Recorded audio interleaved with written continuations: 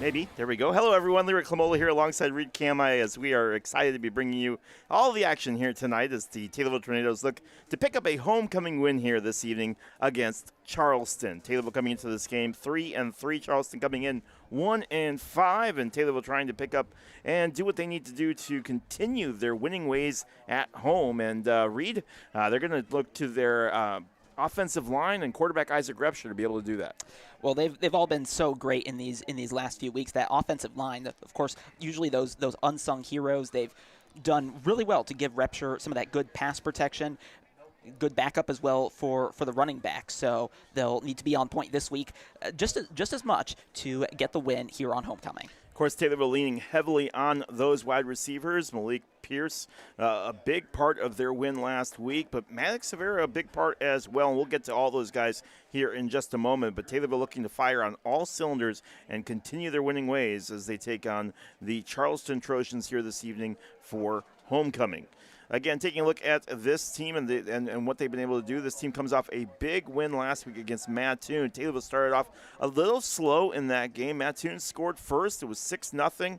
And we thought, oh, my gosh, we're going to have another one of those games like Freeburg where Taylorville struggled to get things going. But Taylorville scored right after that and never looked back.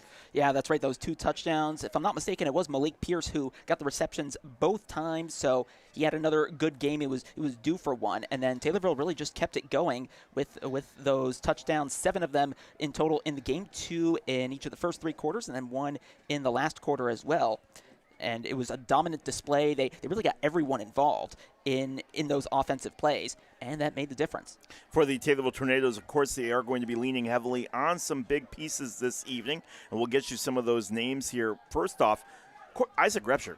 Isaac Repsher has been fantastic. He's really, really done a great job with being able to move the ball around and do what he needs to do as far as having time and space to be able to not only utilize his running backs, but to be able to find open guys. And we saw him start with the purple and gold game where he didn't look good. He looked a little shaky, was having trouble finding his guys, was just throwing it just to throw it. But by the time we get to the Mattoon game, the junior seems to have a good head on his shoulders. I was talking to Jeb Odom last weekend at Chili Fest, and he says, Isaac Repsher is a guy who's not afraid to tell his guys, hey, pay attention. And you want that from your leaders. And that's exactly what a quarterback is, what a quarterback should be. Seems like that's just been a really good turning point for him. And last week, pretty much mistake-free. So that's a good sign going into this key part of the season. It really is. And for this, for this Taylorville team, they're going to be leaning heavily on his play and seeing what he can do as the quarterback. All right, we're going to take our first break. When we come back, we'll have much more here from Taylorville as we get ready for this homecoming evening. We'll focus some more on some of the players that you'll need to watch tonight, along with a look at our keys to the game and much, much more live from Taylorville. We're going to send it down to the field, though. If you're watching on Tommy TV, we're going to send it live to the field. They're going to be focusing on the marching band. Otherwise, if you're on the radio, we'll be sending it to commercial for just a few moments. You're listening to WTIM, your information station, and watching us on Tommy TV. Back in just a few moments.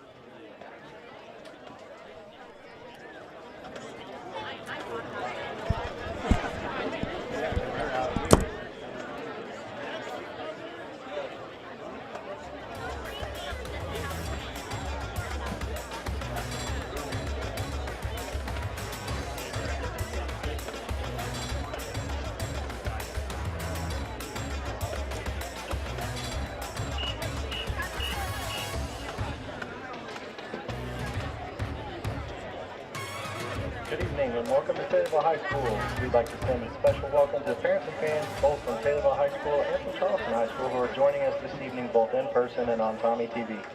Good luck to both teams. It is our expectation that those in attendance will conduct themselves at all times with a level of sportsmanship and respect and express positive support for your team. Thank you for your cooperation. At this time, we would ask those in attendance to please stand, remove your caps, and join in the playing of our national anthem, performed tonight by the THS Marching Band, joined by the TJHS Band.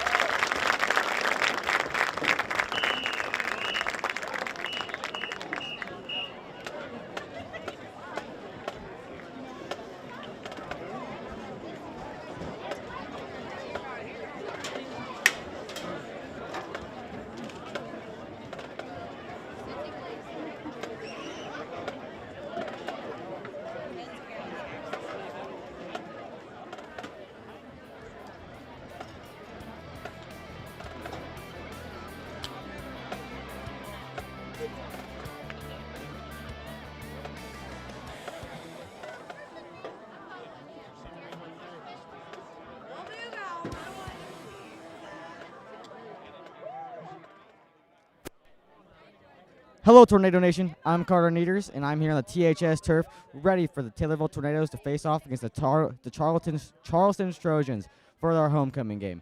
I'm here with Riker Beckmeyer in the student section. Riker, I hear you're on Hoco Court. What has that been like for you? It's been a great experience. I did it this year. I did it last year. It's really just a lot of fun, getting to experience what all of Taylorville has to offer. And obviously the dance becomes a lot of fun when you get to be part of something so influential in the high school. Now, Riker, what is your favorite part of Hoco Week been? I know we've been celebrating in a lot of wacky ways, doing a lot of interesting costumes. Now, what has your favorite part been?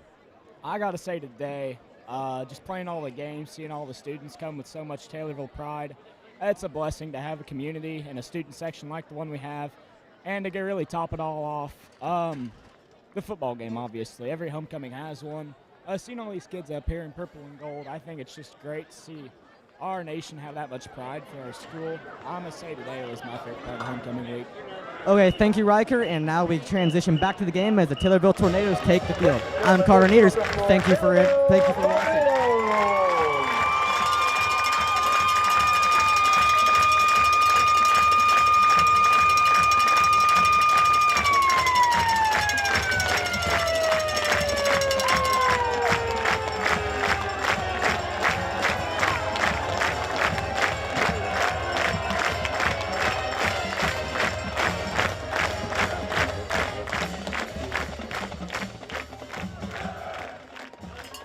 And welcome back to Taylorville Tornado Football. Leroy Clamola alongside Reed Kamai for a beautiful night here in Taylorville, Illinois, as we get ready for Tornado Football on tap. And Tornadoes are fired up here as they get ready for this one. Taylorville have been playing really, really good football as of late. Of course, they picked up that big win versus Effingham, and then, of course, picking up on the road, and then coming home and picking up another big win here against Mattoon. And Taylorville sitting at 3-3, trying to get that playoff spot. They need to pick up 5 wins. They have 3 games left, Reed. They have this game against Charleston, they have a game against Mount Zion, and they have a game against Civic Memorial to wrap up their season. 2 of those 3 they have to win if they want a playoff spot. Charleston, 1-5, Civic Memorial, 1-5, and then, of course, you have Mount Zion in there. It's going to be a very, very tough game. Now, I will say they do have Mount Zion here, which will help out tremendously for this Taylorville team. We cannot get there yet. We have to focus on this game at hand, and so we're going to take a look at our keys of the game here for this evening. We're going to take a look at our keys of the game for Taylorville and what they need to do if they want to pick up a win here against Charleston. First one, number 1, play for each other. Look, it's been a tough week for this community after the tragic loss of 3 young lives earlier this week in a car crash. Tonight's game is about more than football. It's about coming together, supporting one another, and honoring those we've lost. While I expect emotions to be high, that energy can be a powerful force if it's channeled in the right way. Don't lose sight of the game ahead. Mount Zion is next week. That's a tough matchup, but don't let that get into your head and leave that for next week. Focus on Charleston today. Take care of business at home in front of your home crowd. Focus on homecoming. Focus on this crowd. Play Charleston and worry about Mount Zion on Monday. Finally, penalties are going to be a big deal as well. I feel like I say this every week, Reed, but generally the team that makes the fewest mistakes wins the game.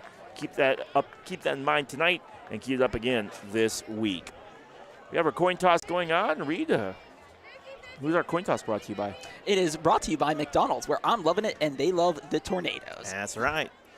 And like I said last week, they've got Monopoly going on. I already picked up some free food. I'm pretty excited. I got the peel things going on. I'm rocking and rolling, man. Got myself a little bit of Reading Railroad. I'm feeling good. But we got our coin toss. And Taylorville will be going left to right. You see who won the coin toss, Reed? I believe it was Taylorville who won the toss because the referee did not signal that the decision had been deferred. Taylorville won the toss and will receive.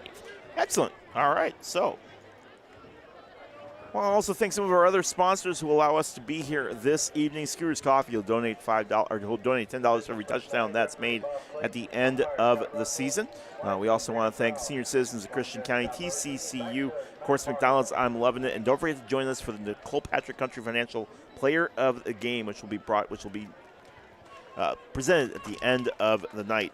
We talked a little bit earlier about Isaac Repsher. Maddox Havera has been a fantastic beast on defense. Maddox has been just awesome, really doing a fantastic job of just getting into the ahead of opposing quarterbacks and really just doing a good job of utilizing his space on defense. Also, the offensive line, as we said earlier, a big issue for, a big reason why Isaac Repsher's had time to throw and be upright. Sacks have been at an all-time low. Isaac Repsher and that offensive line are a big part of that reason. All right, we are getting closer to kickoff here, and like Reed said, it'll be Charleston who will be kicking off to us. And for Charleston, kicking off will be number 2, Max Weber. The senior kicker has been, I feel that Max has been with Charleston since I moved to Taylorville. But Max, the senior kicker, will get ready to go here. He has got a leg. I expect this one, unless they do some trickery, I expect this one to go into the end zone. Whistle blows. Here is the kick, and tonight's matchup is underway, and sure enough, all the way down and out of the end zone, and that is how we start. Taylorville will start their drive at the 20-yard line. And they need a big start in a game like this. As the favorite, they don't want to let Charleston get into the game and have too much confidence, so want to start strong on offense. We've seen Taylorville do that sometimes throughout the season, especially lately, and that's been a big part in them being able to get some of those good wins. I feel like it's either a 3-and-out or a touchdown. I feel like there's no in between. They don't get halfway down the field and then have to. No, they either are. If they get first down, they're going to score a touchdown. So we'll see if my theory continues here tonight as we get ready for the opening drive. As Isaac Repsher gets into the backfield, it's flanked by Owen Mateer. We'll get ready to go here. 2 wide receivers on the near side, 1 on the far side. As Repsher barking out orders in the shotgun position. Quick throw right off the bat on a one-on-one matchup, and it is incomplete by Wyatt Yonker. And Yonker was feeding that the whole way, but it's going to be defended by heavily against Grant Taggart, defensive back, junior, number 21. And Taggart read that one well, just got his hand up there. Not too difficult to make that deflection as they were right on the sideline. And then Yonker would have still had to make the catch and get a foot in bounds. Again, as I said, Charleston coming into this game 1-5. They picked up a win against arch rival Mattoon in the Coles County Clash a couple of weeks ago. Another quick throw on a screen play. Finds some room on the near gap up to the 30, then 33, and then pulled down around the 35-yard line on the inside towards the Taylorville bench. And it'll be a first down for Taylorville. So, touchdown incoming. Well, it's still some time there, but no, a good decision going for that short pass after the long one, and that's a lot for Charleston to cover.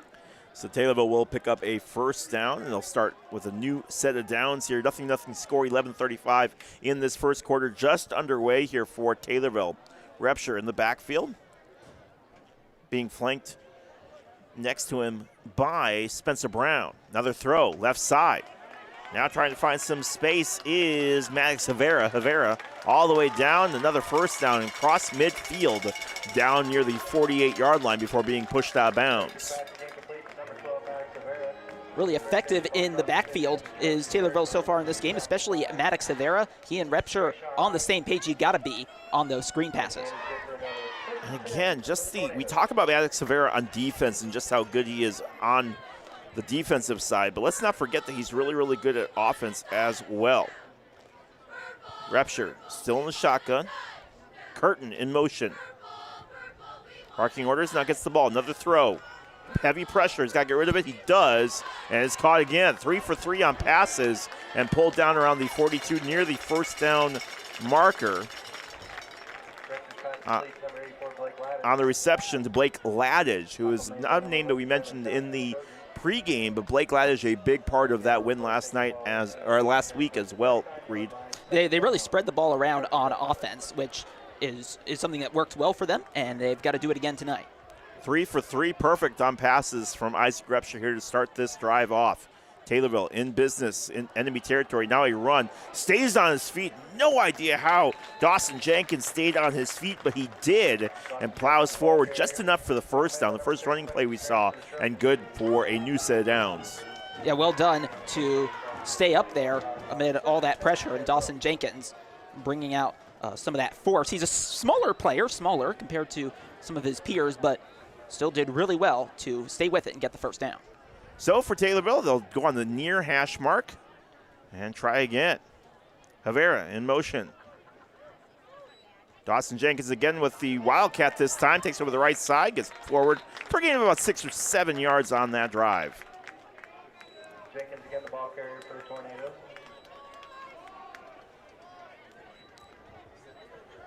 Nothing score here. 9:53 left in this first quarter. 2nd and 6 from the 32. Did not get nearly as far as I thought he did. Only a 4-yard gain for Dawson Jenkins on that one. Now flanked by Owen Mateer. Repsher looking towards his sideline. The junior is such a good confidence builder with that win last week against Mattoon. See if they can't continue their success here. Fakes a throw to the left side, then gets hit as he releases, and it'll fall incomplete. Repsher hit hard in the backfield and grabbed by Quincy Strange, the sophomore linebacker. That was just one blocking assignment missed there, but that's enough to put Repsher in a really difficult position. The first real time we've seen him get pressured tonight. He really, last week, was not pressured very much at all. That offensive line kept him upright for the most part. It'll be something to keep an eye on here as we progress through this first quarter. Repsher and Mateer in the backfield. Now Repsher moves under center. Nope, just barking orders. Split set, 2 on each side. Repsher on the near hash mark. Looks to throw. Looks to his right, then throws it left. Amazing catch. Made the left-hand side towards the left hash mark and pulled in by Rivera. Wow, what fancy handwork from that. Yeah, he had to get up there and make the catch. You see on Tommy TV, that was slightly overthrown, but he found open space right in the middle there and made the catch, fell down. And the down by contact rule doesn't apply in high school, so as soon as he falls, that's the end of the play. Now Taylorville has a good chance to get the first score of the game. So Taylorville in the red zone. Now audibling it. Repsher, hands off. Left side for Spencer Brown. Down to the 5. Through, and there it is. Spencer Brown not touched. Runs it in on the left-hand side for a touchdown. Juked a couple defenders and then easily walked in, and there it is. And I told you, Reed, you didn't believe me, but I told you it's either a 3 and out or it's a touchdown, and Taylorville came through. I never said I didn't believe you. No, great run, though. Although I do have to say there was one Charleston player, I missed who it was, that actually got through and I think was fooled a bit by the handoff, and that is what allowed him to break through. So Taylorville will get Ben Peabody to kick, and last week, Ben Peabody was a beast. 7 for 7 on extra points. He continues that here with another one right there, and Taylorville leads 7-0. So an 80-yard drive for Taylorville finishes with a Taylorville touchdown. You're listening to WTIM, your information station.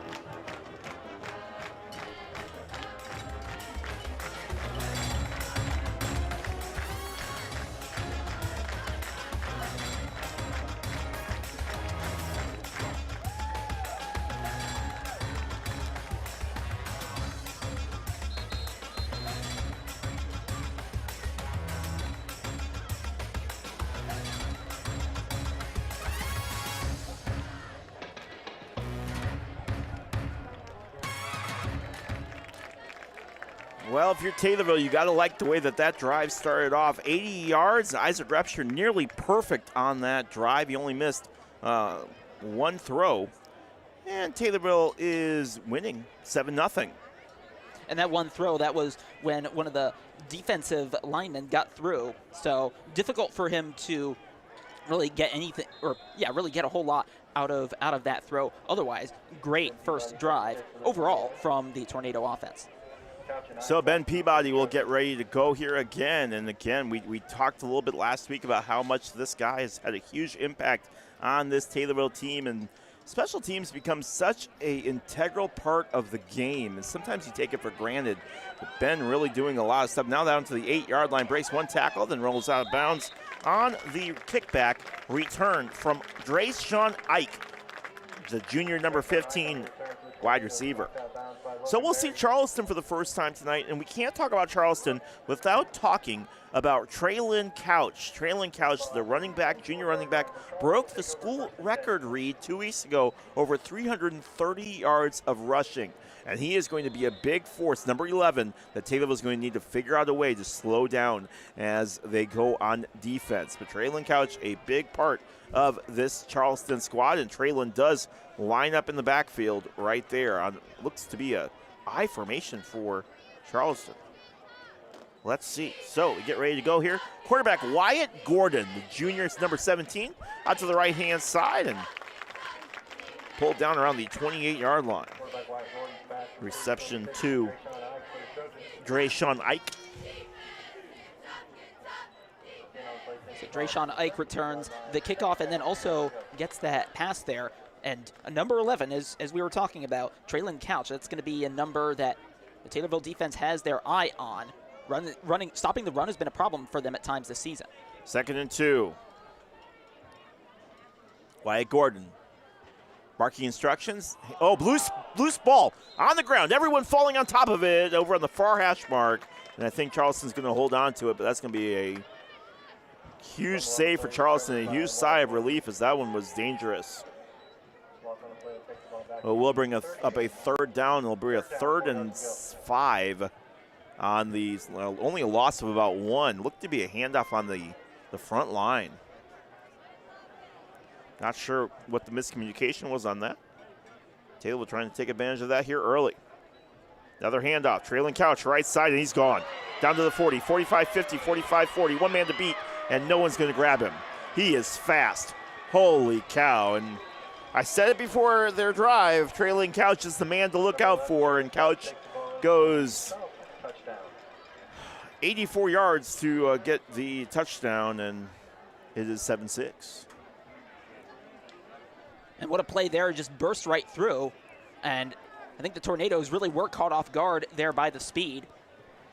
Well, yeah, he had one man to beat, and that was Max Havera, and Havera on a foot race with him, couldn't keep up, and Traylon Couch ties up this game on one play, and we'll see if they can officially tie it up. Max Weber ready to kick.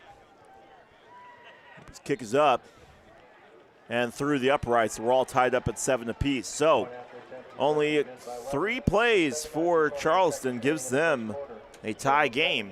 And we're all knotted up at 7. WTIM, your information station, back in just a moment.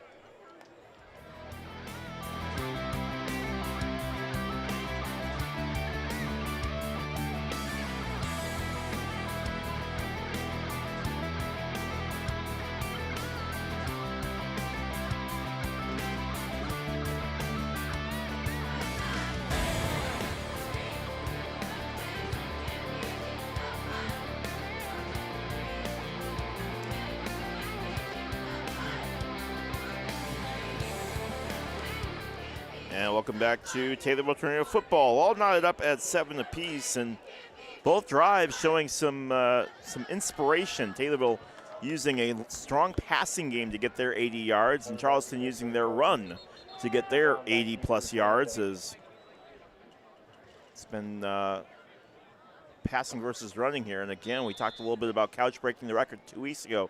If he keeps that up, he's going to break the record again. He's going to break his own record. Line drive kick that's caught at the 1-yard line. Down to the 15, 20, 25, 30, then breaks the tackle, cuts through, and then pulled down around the 32-yard line after getting through on that front line. Good run from Spencer Brown. There is a flag, though. It was thrown actually a pretty good distance from one of the officials over on the sideline, and I think it appears to be a hold. So this will come back. Holding against the Tornadoes. So 2 steps forward and 3 steps back for the Tornadoes, and I said in my key of the game that one of them that Taylorville needed to really try to figure out a way to limit the penalties. Only the first one of the game. And we'll see if this affects them at all. Yeah, we're holding number 8 on the 13. Oh, so holding. Yep. So the Taylorville will back up to their own 15-yard line after they sprinted out after Spencer Brown sprinted out to about the 30. And Tornadoes will go back to work here. Isaac Repsher under center. Fakes the handoff to the left-hand side and just releases to the nearest point Forward to the 30, 35, 40, and then pulled down at the 40-yard line on a great reception from Patrick Curtin. Another good short pass there by Repshire, and these receivers are doing a great job of finding those holes and being able to exploit them for plenty of extra yardage and then just getting right out of bounds. That's how you take care of yourself. And just the seam route for Patrick Curtin, but that was enough to get the job done after the fake handoff. Repshire in the backfield. Barking instructions, gets the snap, hands it off. Forward on the left-hand side, then into the front wall, and actually gets hit from behind and pulled down for a gain of about 2 yards on the run. They're from Dawson Jenkins, who has had quite a few carries here early in this one. Yeah, plenty of touches so far in this game, and they've been, for the most part, certainly on his part, he's done a decent job. The offensive line not always providing the most support so far. So Taylorville will get back to work here at their 42-yard line. Another handoff, left-hand side, and this time easily swallowed up in the backfield. Tucker's shots. The defensive back, junior, able to pull him down on that run, and no gain on the play. Actually a loss of about a yard, and it'll bring up a 3rd and 9 for Taylorville, who will need to get all the way down to their own 49 to pick up a first down. We've seen a couple different Charleston players break through that offensive line. So it's a multi-headed threat here from the away side. Taylorville will get back to it. Owen Mateer next to Repshire in the backfield. Repshire sets. Everybody on the near side. No wide receivers up top. Repshire looks to throw. Offensive line giving him time. High pass nearly pulled in one-handed by Taylorville's Malik Pierce, but it will fall incomplete. And Pierce has got some long arms. I would not have been surprised if he had done that. I think he just needed to secure it to his body a little bit better, but that was a tough pass. So it'll bring up a 4th and 9, and Taylorville will have to punt. Now, I say have to punt. They've got Malik Pierce back there. That's Cameron Smith. I apologize. I thought that was 8-8 looked like a 0. Cameron Smith getting ready to punt. Snap. Smith, the punt. How about the near side? Takes a little bit of a friendly bounce and then picked up and pulled out around the 22-yard line on the run from Traylon Couch. So Couch was easily handled that time, but Couch, he has some speed. And I mentioned a little bit earlier how he broke the school record a couple weeks ago for Charleston against Mattoon in that Coles County clash. But Taylorville's going to need to figure out a way quick how to slow his game down. And they're also 7 points too late on that as well. With that earlier run, 70 yards is what he managed to get the touchdown. So 1st and 10 from the 27. That's where Charleston will start their drive. Wyatt Gordon under center. Looking to throw, and it's going to be over to Couch on the far side, but it's dropped. Yeah, come on. That wasn't close. Tried to pick it up and keep running with it, but it was clearly a drop, and it'll be incomplete pass to Couch. And that'll bring up 2nd down.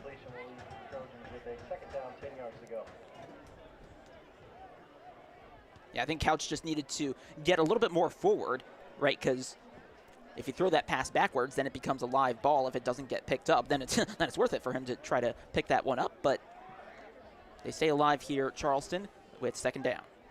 So a couple of substitutions coming in here as Couch steps out for a play. Gordon tries to hand off, but Taylorville all in the backfield, sniffing that out a mile away. No gain on the play. In fact, might have even been a little bit of a loss for running back Matt Hayes, the sophomore, number 28. As he gets ready to go here. Yeah, you're going to have problems getting all that much of a gain handing off to the fullback when your defensive linemen are able to break through. 3rd and 12 from the 25. 7-7 game here with 5:04 left in the first quarter. Wyatt Gordon for the Trojans under center. Taylorville shows blitz. Now they go. Pulled down from behind, and again, Taylorville right there to sniff that one out. No real gain for Josh Stewart, the sophomore running back. And this is, if you watched us on volleyball on Tuesday night, Charleston's volleyball team very, very young, and Charleston's football team also very, very young. Only a smattering of seniors on this team. Otherwise, mostly sophomores and juniors. So that'll bring up a 4th and 10, and Charleston will be no worse than Taylorville, as they'll have to punt as well. Weber back to punt. Kick is up and good, does get away. And it'll be picked up at the 30-yard line, and Taylorville will test some waters here. Down to about the 45 on that run. As it was taken back by Landon Patterson. This is the best field position either team has had to start a drive. Right from the 47-yard line, it looks like, on Taylorville's half of the field. So good chance to maybe get the lead back. Never mind the 45. So junior Isaac Repsher will get things going here for Taylorville, and it's been so awesome to see his improvement week by week as the junior has gotten more and more comfortable under center for this Taylorville Tornado football team. Right now in the middle of the field at the 45-yard line. Repsher under center. Looks to get ready to go here.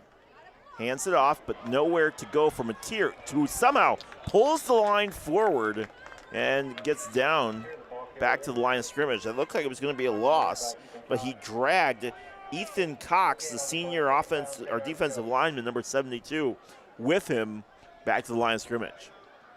And that's just a matter of willpower getting back to the line of scrimmage, that and strength as well. Well done to avoid any loss. 2nd and 10 from the 45.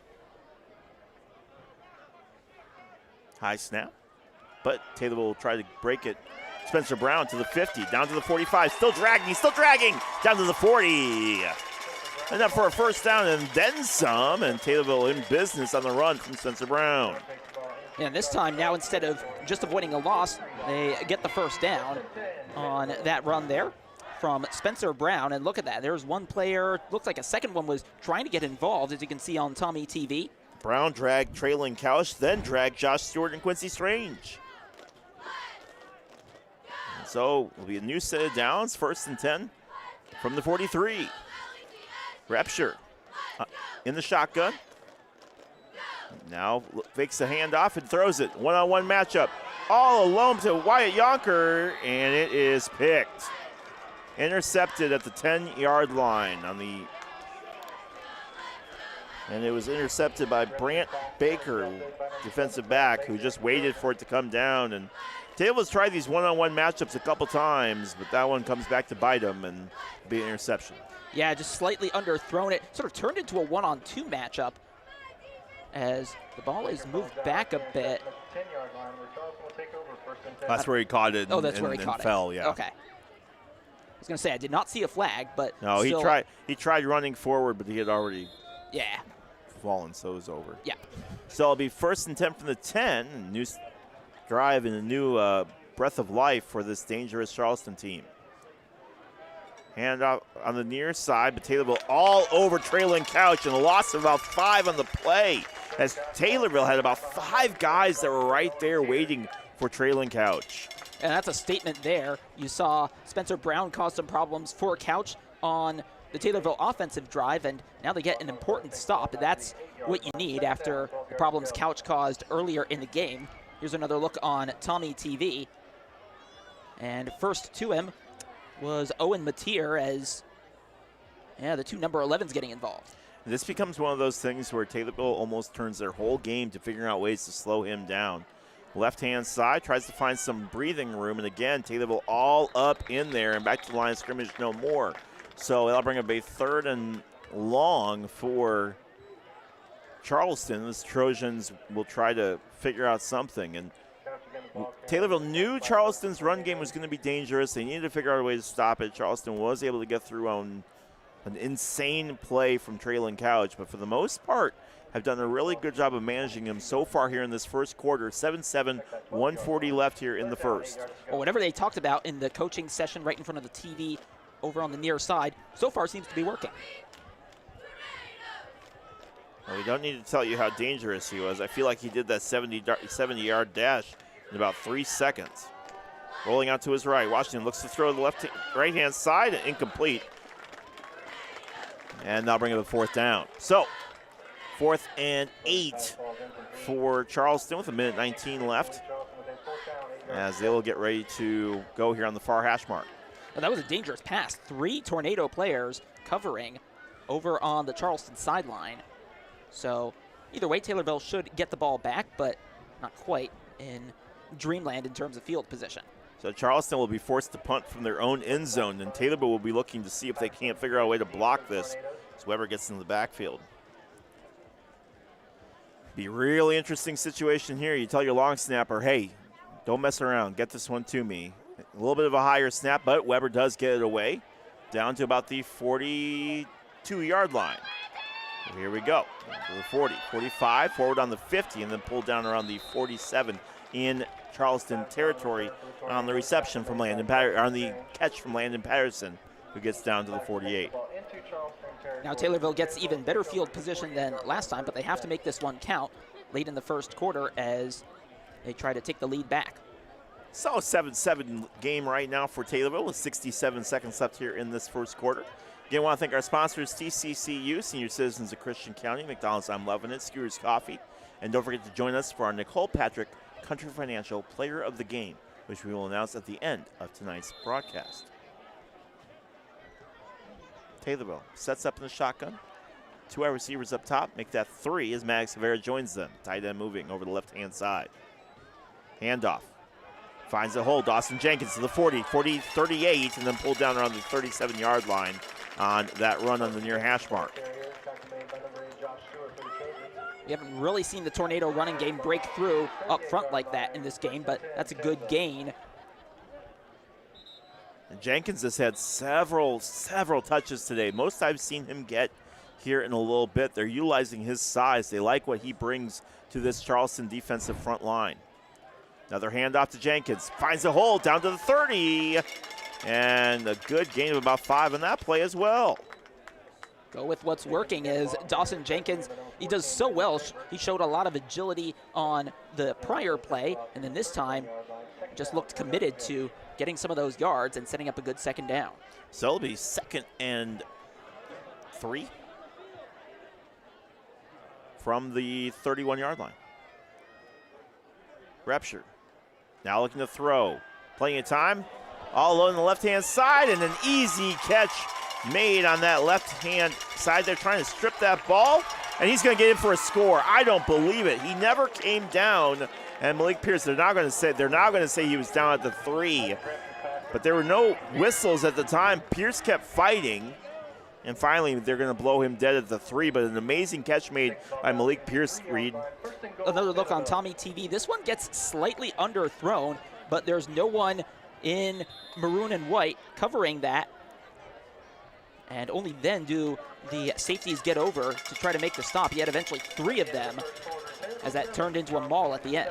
So we'll reach the end of the first quarter. You're listening to WTIM, your information station. Taylorville Tornadoes are tied with this one, threatening. All knotted up at 7 apiece. Back in just a moment.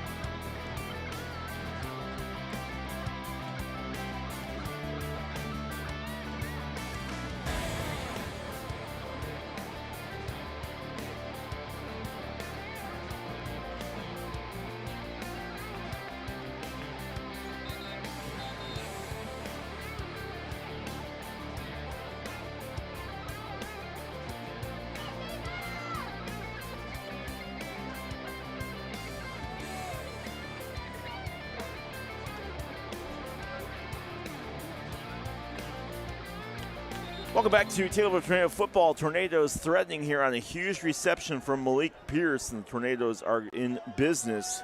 First and goal from the 3-yard line. First and goal. So Taylor will get ready to go here on the near hash mark. Repsher under center with Mateer right behind him. Blake Lash on the near side. Now some movement. So tight end slides over. Curtin. Hands off. Mateer forward and not going to get it. Gets pulled down around the 2-yard line. We'll see if they give him forward progress. They do. He'll be down at the 1-yard line. So 2nd and 1. All knotted up here tonight. 11:44, just second quarter just underway. And Taylorville on the wrong side of the 1-yard line. Have to go a whole 3 feet. Everybody, 100%. Right there. Goal line defense. Nope, hands up. I thought he was going to take it himself, but you're pushing forward. Is it enough? And there it is. Boy, the extra second effort for Mateer gets the job done, and Taylorville leads this one 13-7. Simple enough there. We haven't seen a whole lot from Owen Mateer in this game. It's been mostly some of the other running backs getting involved, but he's the one who gets the score and gets the fantasy points. We've been highlighting the offensive line all night tonight, and again, that was a big part of that score right there was the heavy play of the offensive line, the guys up front, the bullies up front, who basically gave Mateer just enough space to push through and get that score. And so the extra point is good again, and Ben Peabody continues to be perfect from the extra point position. And Taylorville leads this one 14-7.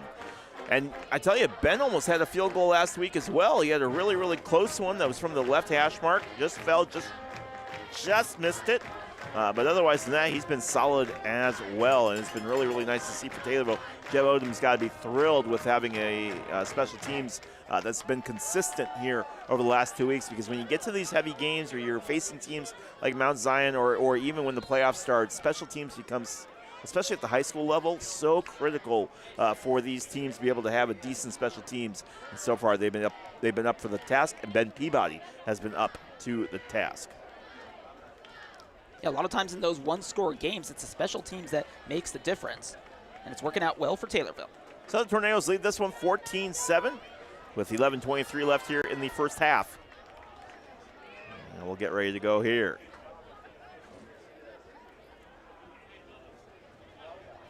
Again, we talked about how there was no wind last week. Even this week, there is a little bit more of a breeze than what we saw last week, but still fairly minimal, although there was expected some rain in the area, and we've been kind of keeping an eye on that here this evening as well.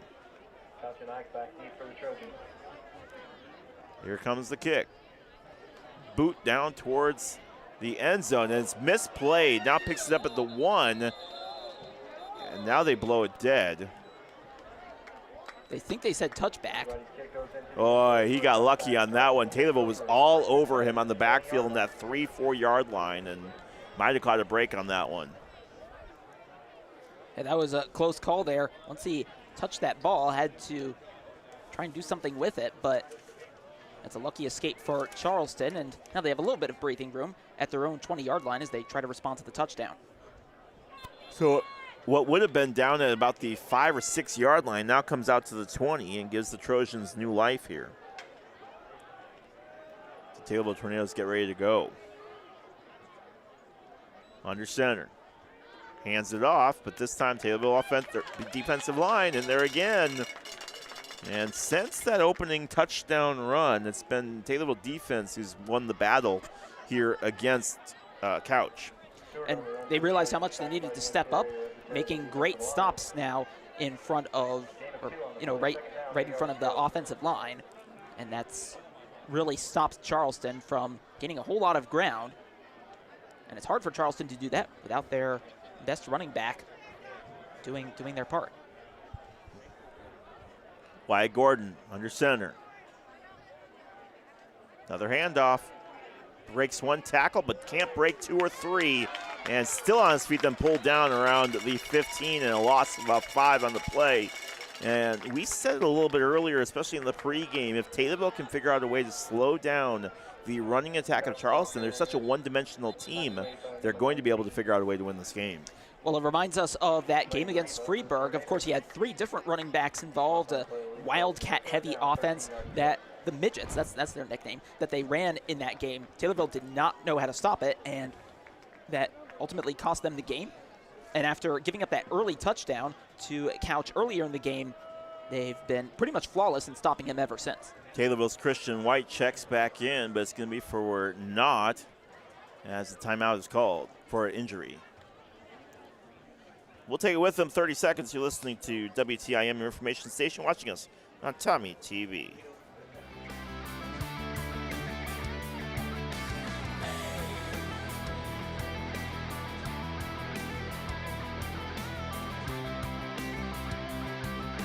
Yeah, 66.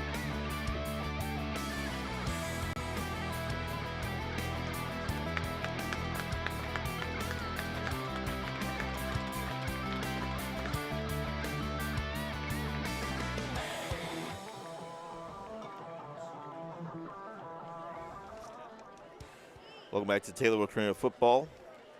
Brock Walton is the injured Tornado coming off the field right now.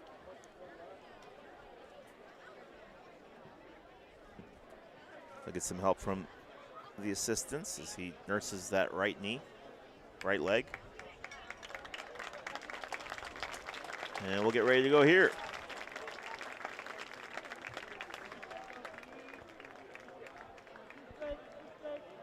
So Charleston will get ready to come back in here. Taylorville leads 14-7, 10:20 left here in this first half. And Gordon back to work. Under center. Takes it himself, now rolls over the left-hand side. Foot race, and then gets rid of it. Caught and pulled down on the reception from Quincy Strange. And the play very similar on that rollout of just finding the nearest guy and getting rid of the ball. Yeah, and you got to be quick to avoid that hefty pass rush. And just take a look. You had one of the Taylorville Tornado players there, and that was Gabe Nashad, who was trailing as that pass is made. So it'll bring up a 4th and 7 after the big losses from trailing Couch. And Matt Toon, that's the only time. I get one.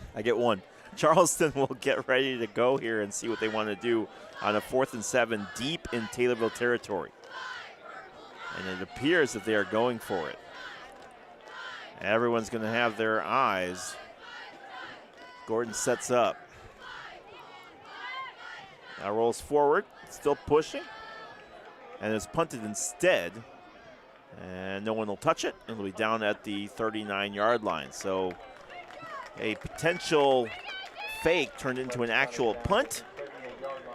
And Taylorville will take over in their own territory, up by 7. Still good field position for Taylorville. They've had that a few times. I think this is the worst that they've had in the last, 3 drives, if I'm remembering correctly. So good opportunity for the Tornadoes to maybe double their advantage early in the second quarter.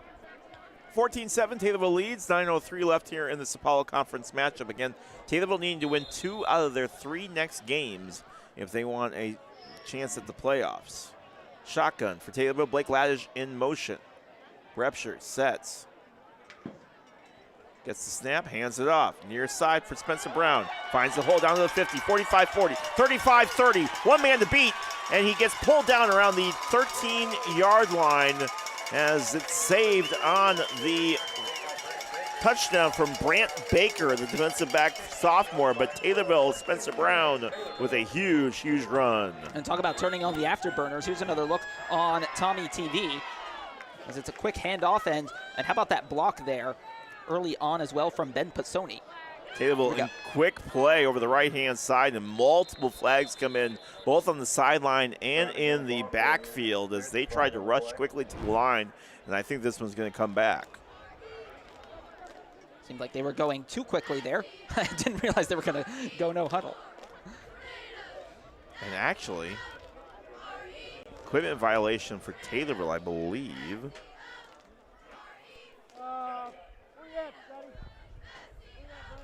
We're going to wait and see what the official says, but he's pointing over to the Charleston bench. And again, Taylorville worked really, really quick. Spencer Brown raced over that right-hand side.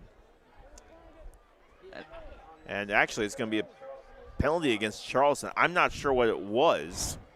I think it was illegal substitution, judging by the signal there. Regardless, Taylorville will move up. I'm surprised they accepted the penalty, because otherwise you lose a yard but keep it down. Repsher sets in the backfield. Another handoff, left side, trying to find some real estate. And Dawson Jenkins, there it is. And Taylorville's up 20-7. As Dawson Jenkins makes quick work on that left-hand side, racing all the way in.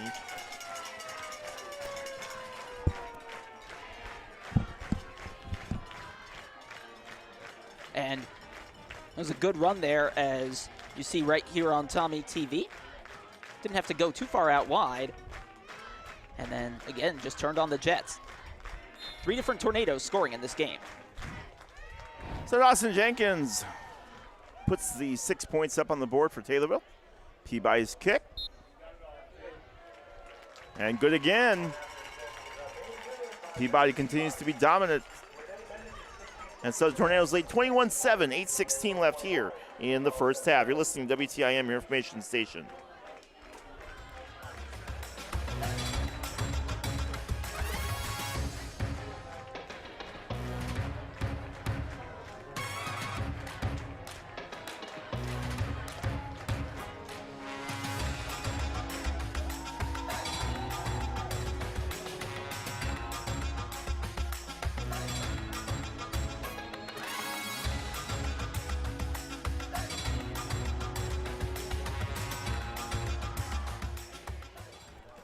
All right, we are back here as Taylorville, after giving up that initial huge run to Couch, have taken control of this game. They lead 21-7 as we approach midway through the second quarter. You got to like this if you're Taylorville, because you've been able to figure out a way to stop the run, and that's been a big part of the reason why this Taylorville team has a lead. And otherwise we could be talking about possibly another tie game and it being a shootout on offense. Peabody ready to kick here again on the far hash mark. Kick is up, and it's a booming one down towards the 3-yard line. This one will be taken out, down to the 5, then to the 10. Still trying to find some real estate. Now racing over to the left-hand side and back a whole lot of yards as he went racing backwards, and he went from the 15 down to the 3. And Taylorville will on defense as Charleston will take over in pretty crummy field position. He didn't get anything from that initial run. Well, so he started at the 2-yard line, we're seeing on Tommy TV, does advance to about the 12, and then when you sweep out wide like that, oh, it's so easy to maybe just lose track of where you're at. So Drayshawn Ike will actually get all the way back to the 4-yard line here in this second quarter. And after getting it at the 2, only a 2-yard gain for Drayshawn Ike. So it'll be a 1st and 10 from the 4 for Wyatt Gordon. Hands it off, left side. Runs into a wall and then pulled down on the run. And no room on the maneuver, as Couch had nowhere to go. I'll be curious to see how Charleston changes their offensive strategy, considering how effective the Tornado defense has been in terms of stopping Couch, because they can't keep going back to that if it's not going to work. Couch shaking his head. He's been trying every little thing, but Taylorville has been sniffing it out. They've tried sweeping it out to the side. They've tried rushing him up the middle. They've tried moving over to the on a pitch. So far, Taylorville stymied his efforts. Now looking to throw. Left side, high throw. Does get caught and pulled down by Waylon Schaefer. But it'll be not enough for a first down. It'll bring up oh, it is enough for the first down. All right. That was pretty close. I thought it was short. I thought he was short, too. Good catch there by Waylon Schaefer. And that was a well drawn up route there by head coach Brian Halsey that got him in some open space. So the Tornadoes lead 21-7 here with 7:06 left here in this second quarter. Far hash mark. Gordon. Hands off. Taylorville all over him. That was handed off over to Quincy Strange. The sophomore running back had nowhere to go, and that'll bring up second down. Charleston trying some other running backs in this game. We saw Strange on this occasion. That might be a part of the strategy change as well from the Trojan offense.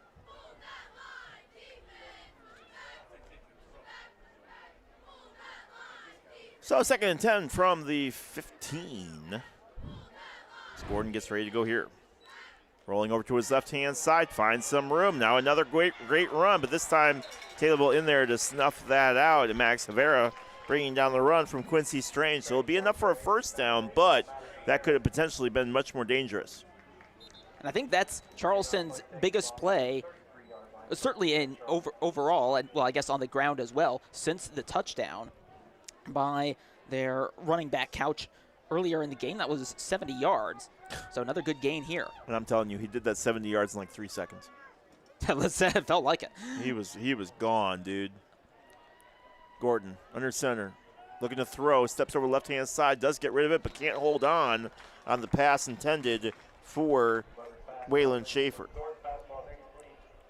And they had to take that pass out wide, as I think that was Lane Riva, who looked like he wanted to maybe step in front and grab the interception. And we've seen him do that once this season, if I'm not mistaken. Lane Riva is such a beast on defense. Fantastic guy to watch. Love it. Well, Tornadoes will get back to work here on defense, and it'll be a 2nd and 10 from the 33. Tornadoes will try to slow down this big running game from Charleston. Rolls out to his left-hand side, now trying to find some room and just throws it away over the left. It was intercepted, but it was intercepted out of bounds, and that will not count. Really, Gordon just trying to get away from pressure, and it was picked off by Maddox Owens, but it's not going to count. Yeah, there really were no good receiving options open there for Gordon. So at that point, you just get rid of it well out of the pocket so you can do so safely. Here's another look on Tommy TV at that interception attempt. He didn't hold on to it either. No, I didn't hold on to it. If you're moving towards the sideline like that, really difficult just to get that foot in bounds. Third and 10 from the 33 and a 21-7 lead for Taylorville with 5:43 left in this first half. Well, breeze picking up here. Apollo Conference matchup, and again, we were talking a little bit about the weather. Ball in the near hash mark. Gordon. Hand off. Couch gets absolutely through, and he's gone again. 35-30. No one's going to catch him. Rivera and Malik Pierce trying to track him down, but it will not be enough, and it is 21-13. Couch has another touchdown. Missed who it was, but it looked like there was a Tornado player who could have made the stop there in the end. I think it was Maddox Rivera, but just didn't cut over in time. And that allowed Couch to complete the breakthrough. So, 96 yards on this drive, and it'll be 21-13. We'll wait on Weber to see if it'll become a 7-point game. Weber's kick is up and booted through, and it'll be 21-14. Quick reminder that the drive started at the 3-yard line. Seems like forever ago. In terms of distance, it certainly is. They got one or two big plays early in the drive, which helped Charleston stay in possession before that 67-yard run by Couch. All right, so 21-14, 5:31 left here in this first half. Taking a look at our halftime show for you. We'll look at some teams from around the Apollo Conference. We'll let some music play from the Taylorville High School band. And we've got a good show in store for you here today at halftime. So the Tornadoes will try to see if they can't add on to their 7-point lead after allowing the touchdown to Traylon Couch. 21-14 lead for Taylorville. Just a little bit over 5 minutes left here in this second quarter. Tornadoes continue to try to figure out ways to utilize their offense. And it's a nice thing for Taylorville because they have so many weapons. Spencer Brown in the back on the far side, Malik Pierce on the near side. Both those guys have shown huge bursts of speed all season long. Here's the kick from Weber. Line drive kick that's going to go over towards Spencer Brown, who gets it at the 5, to the 10, 15, 20. Now puts on the Jets, down to the 25, still on his feet, and then gets hit hard from the kicker, Max Weber, who is the guy who brings him down there. And Taylorville will start their drive from around the 34-yard line. That's some commitment there by Weber to get all the way up. That's a long distance to go there. Maybe you're not expecting that he'll be the one making the tackle.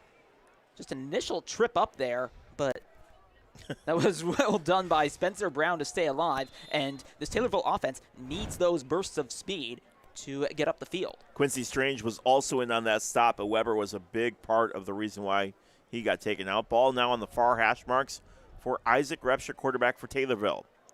Repsher in the shotgun, looks to throw, quick throw.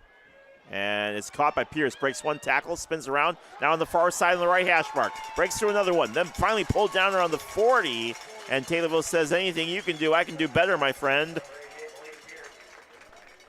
The pass was a little bit short, and from my vantage point, it almost looked like it bounced on the ground. Thankfully for Pearson, for the Tornadoes, it did not. And that was great stuff from Repsher to see that pass. So first and 10 from the 40. Hand out to Dawson Jenkins. Left side, nearly tripped up, and then falls forward around the 33-yard line after getting through the initial wall. It'll bring up a second and manageable. Jenkins seeing some room on the left side after he initially, I think, ran into one of his own players. He just said, nah, you know what, I'll go to the left, and picks up a few more yards. Second and 3 from the 33, a 7-point game. About 4:45 left here in this second quarter. Taylorville scored first. And, man, throws over the left-hand side. One man to get, and Wyatt Yonker can't bring it in. Yonker was all alone and couldn't bring it in with one hand. And if he did, that would easily have been a touchdown. Repsher's throwing accuracy it could be better. We've seen some passes go a little short, some go a little bit long. Of course, one of those led to the interception earlier. So that's been a little bit of a problem for the Tornado offense so far in this game. Third down and 3 from the 33. 3 timeouts for both teams.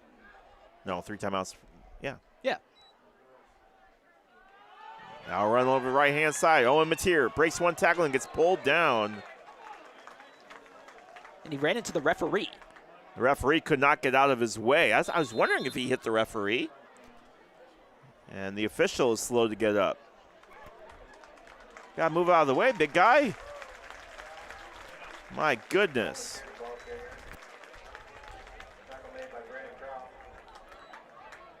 So it is enough for a first down. They're going to make sure that the official is okay, but ran through and over the right-hand side. And yeah, you see on Tommy TV, oh, and the referee was trying to dodge it. Instead, he just jumped right into. Hey, does that count as a tackle? I just want to know, because he was right in there. And I reckon that should. But it ran right into Mateer's line. Somebody get him a jersey. Ball on the far hash mark. Taylorville trying to capitalize on a 1st and 9 from the 23. Throws again. One man to beat Blake Laddish with the reception and the touchdown, and there it is. Laddish with a 23-yard touchdown reception. And Tornadoes jump up 27-14. That's a big play that Taylorville needed. We haven't seen Laddish too much in terms of those touchdown catches this season. Here's another look on Tommy TV, except looks like the extra point's going to happen before this is done. Peabody to kick. The hold. Kick is up. And perfect again.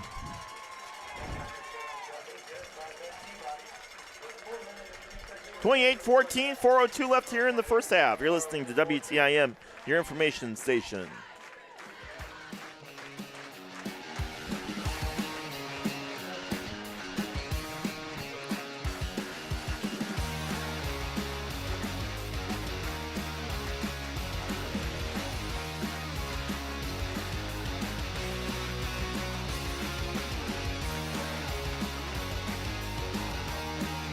They going back? Okay. Yeah, that's fine. Go ahead. Yeah.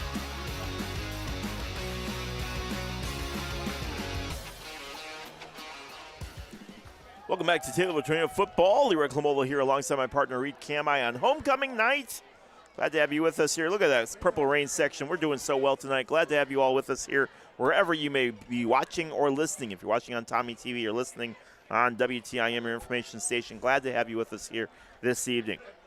Back and forth game here as Taylorville's pretty much controlled everything since the opening, but Charleston has not gone away, and that's been more of the issue than anything. They have some really, really high-powered offensive running backs, and that's been a big reason why they've been able to stay in this game. Peabody sets. The kick is up.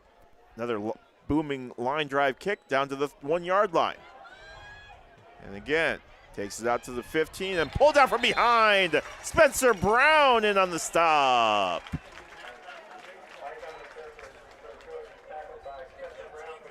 And frustration for Drayshawn Ike, who was letting Spencer Brown hear it after on a little bit of extracurriculars as Brown pulled him down through the use of his jersey.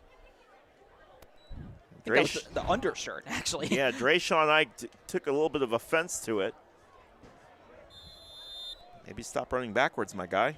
Yeah, with all the weight you got, I figure it's pretty easy to break away from those shirt pulls. Not like soccer, where it's easy to be held back. 2-touchdown lead for the Tornadoes as Charleston goes back to work trying to add some points here before the end of the half because they'll get the ball back to start the third quarter. Now heavy pressure, rolls out to his left, gets rid of it, and the catch is made by Traylon Couch on the near side, and it'll be a gain of about 7 on the play. He's had a couple catches so far in this game, Couch. Effective in multiple facets of the offensive game here for Charleston. And in terms of what we were talking about earlier with that running game and Charleston being able to keep themselves in it, that's going to be good for their confidence. Even if you're down 2 scores, right, you know you're still in this game, and then there's a reason for it. Well, it's one of those things where when you look at it, as there's a throw to the left-hand side, way high, one man to beat, and you can't pull it in. Pass intended for Brant Baker, but Baker couldn't pull it in. A bit too long there, but just looked like the Tornadoes were caught off guard on that deep coverage as they played too shallow. We haven't seen Charleston do too many deep throws. That's more of a Taylorville thing, but tried it right there and couldn't get it to come through. They'll bring up a 3rd and 7 as Taylorville will try to make Charleston get to 4th down. 3rd and 7 from the 19 of their own. Taylorville will, it'll be a big 3rd down here for Taylorville defense. Hand out to Couch, left side, and nowhere to go. 6 Tornadoes all up in there, and Couch gets eat up in the backfield. And again, starting to get a little chippy down on the field between these two teams. They know each other very, very well, obviously.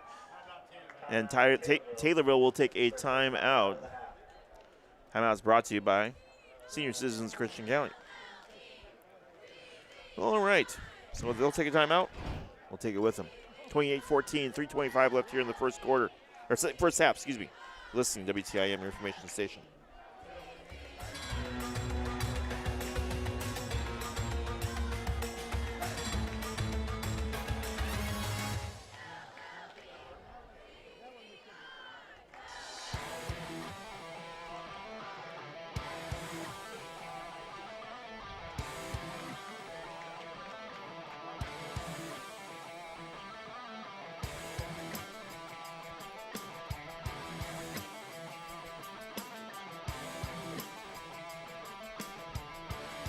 And welcome back to Taylorville Tornadoes Football. Leroy Clamola here alongside my partner Reed Camai with 3:25 left here in the first quarter. First half, I did it again. Taylorville led 7-0. They then led, then Charleston answered, make it 7-7. Taylorville led 21-7, and then it was 21-14. Now it's 28-14. Did I do that right? Yep, yeah, that's right. Good deal. If I kept track of it correctly, 4 touchdowns in this half across both teams, 3 for Taylorville, 1 for Charleston, and it's been an offensive shootout. Not bad for my old memory. Near hash mark for Charleston. Gordon. No, it's not. It's going to be punted away by Weber. And no one was back. I don't know if they just forgot that it was 4th down or what, but Charleston will kick it all the way down to the 32, and that's where Taylorville will start their drive. It felt like coming out of the timeout, Taylorville forgot it was 4th down. They had nobody back to receive.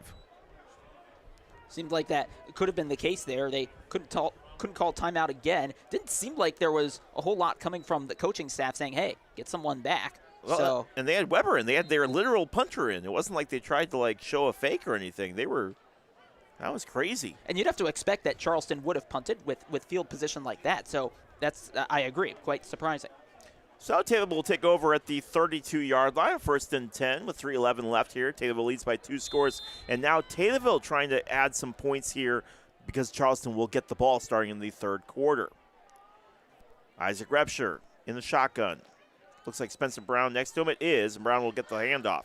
Brown to the right side, uses an offensive lineman to get some space, and then gets pulled down for a gain of about 2 on the play. A lot of work went into that for just a gain of about 6 feet. Yeah, I agree there with that play, or with your assessment of that play at least, as Taylorville certainly would like to get a score here. I think this is the first time they've had the ball up 2 touchdowns, if I'm not mistaken. So Tornadoes will go back here and see if they can't figure out something to do. Fakes the handoff, throws out to the right-hand side on a screen play. Down to the 40, 45, and then pulled down around the 45-yard line after forward progress is going to take him out to the 47 on the reception from Havera. Max Havera, a little bit more known for his defense than his offense, but so far tonight his offense has been pretty legit. Yeah, some good runs there.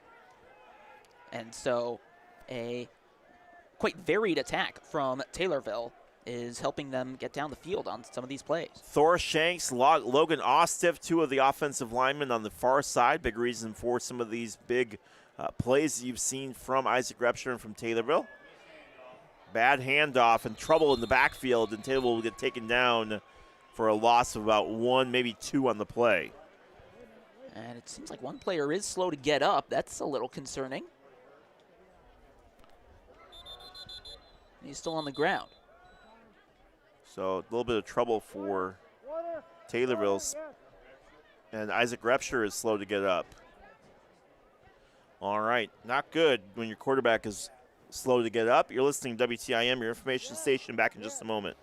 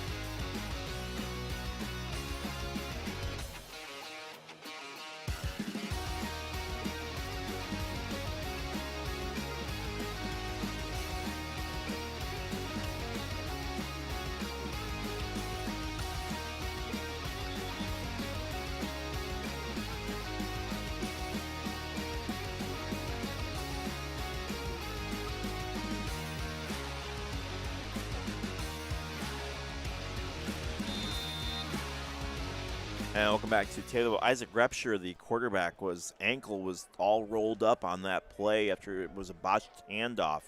And so he will be out for a couple plays. And it'll be a handoff from Taylorville's Cameron Smith, who has come in as the backup quarterback.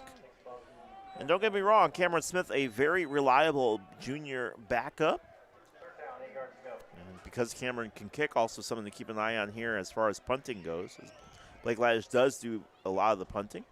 Bring up a 3rd and 8. And we'll see how long it takes. We'll see if we can get Repsher back in this game. Well, 1 minute left in the second quarter. Clock continues to run, so I almost feel like Taylorville might just see this to halftime. Cameron Smith looking to throw. He does. Launches it. Down to Blake Laddish. Laddish with a reception. Down to the 10. To the 5. No one's going to touch him. Cameron Smith. Blake Laddish. A touchdown. There it is.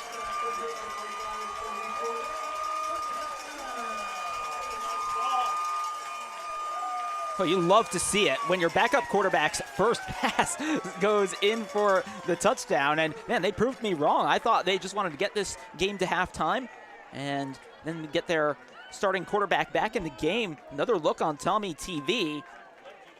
That was a confident throw and just catches Laddish perfectly from behind. Well done by Laddish as well to stay on his feet. That's his second touchdown catch of the game. Nearly a 53-yard touchdown reception for the young man. And Blake Laddish adds another 6 points to the board. Taylorville leads 34-14 as Ben Peabody will kick. Equipment violation.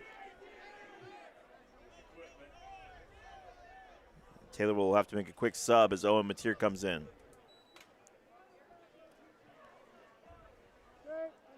Best case scenario for Taylorville right there. They'll go in to the locker room presumably with a 3-touchdown lead. Looked horribly offsides, but somehow it still goes through. I felt like he jumped way early, but Taylorville still gets it good, and Ben Peabody continues to be perfect from the extra point line. Taylorville leads 35-14 with 44 seconds left here in the first half. You're listening to WTIM, your information station.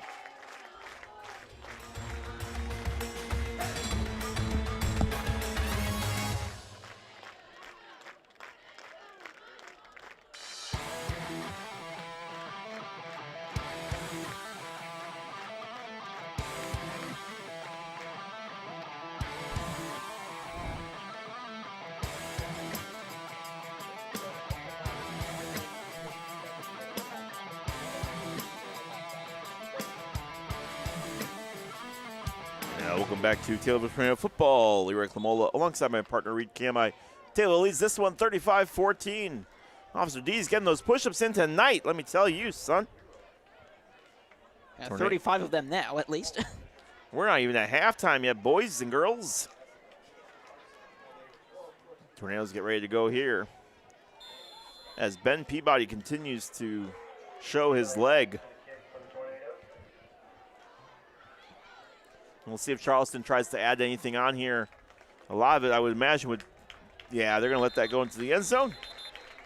A good kick from Peabody. On Tommy TV, you're seeing Isaac Repsher in your picture as he looks to recover from the injury that happened earlier. And you saw during our timeout on WTIM that the way it happened is there was just a bit of an awkward step, I think, after being tackled on a broken play, hence the substitution. We'll see if halftime will help his leg a little bit. Might affect his mobility for the rest of the game if he does come back in. 44 seconds left here in this first half. Charleston will start from their own 20-yard line.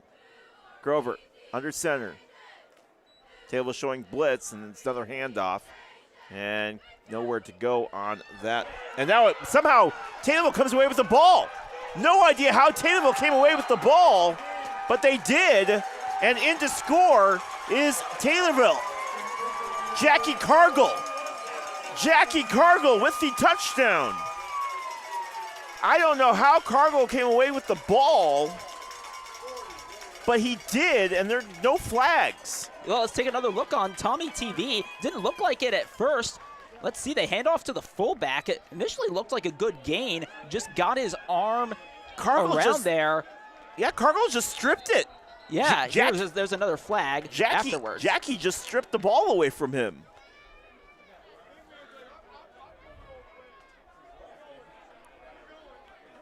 Couch tried getting him down, but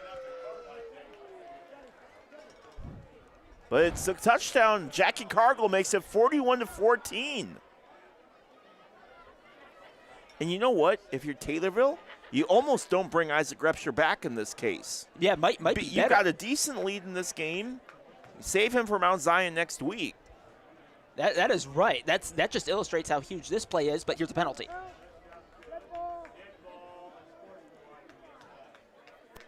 And that's an unsportsmanlike conduct. That's been an issue for Taylorville this season. Very much an unforced error, and I think they're working to decide whether that will be enforced. I would imagine they would want it enforced on the kickoff. Yeah.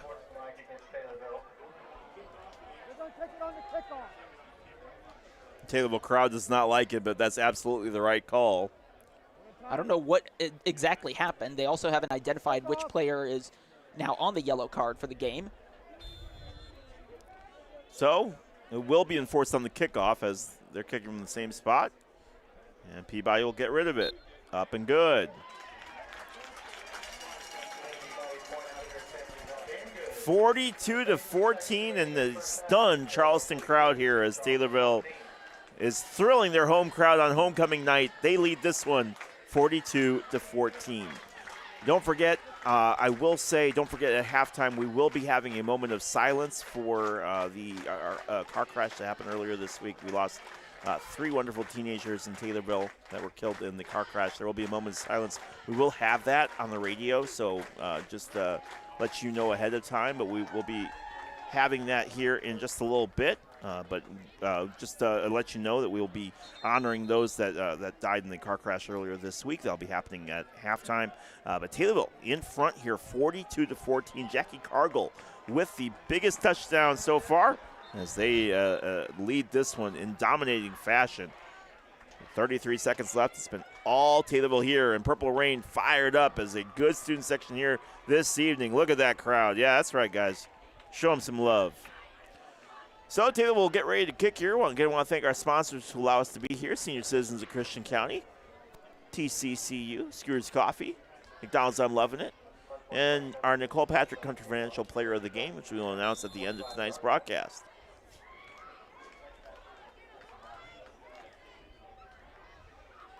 Peabody getting ready to go here. Kick is up. No one back. And no one there, and it'll be picked up by Brant Baker from the 3. Baker, misdirection, left side, gets pulled down from behind, and is all Taylorville here so far, man. I tell you what, a great effort from Taylorville in the backfield, grabbed by Maddox Owens. And a flag comes in. We're hearing this could be holding. We'll see what the official call is. No, it's personal foul. Chop block. And Charleston will get a chop block foul. And so Charleston will go from crummy field position to even worse field position. And at this point, if you're Charleston, you're almost back far enough you can't even really take a knee because it'll push you towards the brink. Ball will be at the 6-yard line. There should be just enough room. Just enough room to do. I'm telling you, just take a knee and go to the locker room. Yeah, the fullback handoff didn't work. Yeah, we'll see if they try to do a play here. 42-14. Oh my gosh. One handoff to Couch, right side, and Taylor there to put the stop down. They'll bring up second down. Another flag. And another flag comes in late. And again, I talked a little bit about the extracurriculars between these two teams, and if you're the coaches, you got to be telling those guys, hey, stay your head in the game. Keep your head in the game. Yeah, and if you're Taylorville, you're up 28 points, so there's no reason to be going after the other players.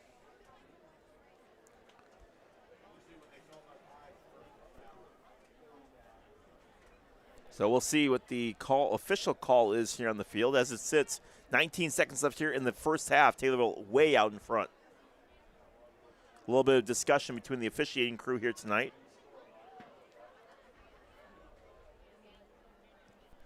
Another unsportsmanlike, this time for Charleston.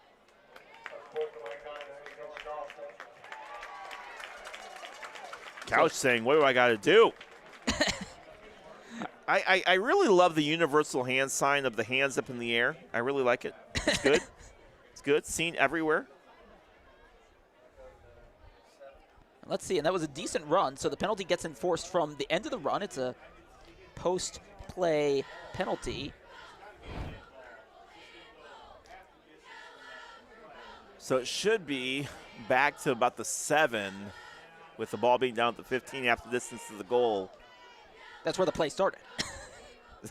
Well, so they got the yards and then lost them through an unsportsmanlike conduct. That's a silly penalty. Yeah. So back to the 7 or back to the 6, and so all of that for that, and a timeout called. So the Trojans take a timeout,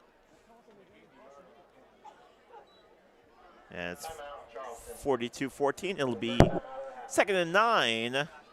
As Taylorville will try to figure out a way to, or Charleston will try to figure out a way to get some points in here before the end of the first half. Although at this point, I would imagine that they will try to hand off the ball one last time to Couch, see if he can't find a space and go. But my goodness, what an effort from the Taylorville Tornadoes here this evening, Reed. So far alone in this first half, we've seen some big plays from these Tornadoes.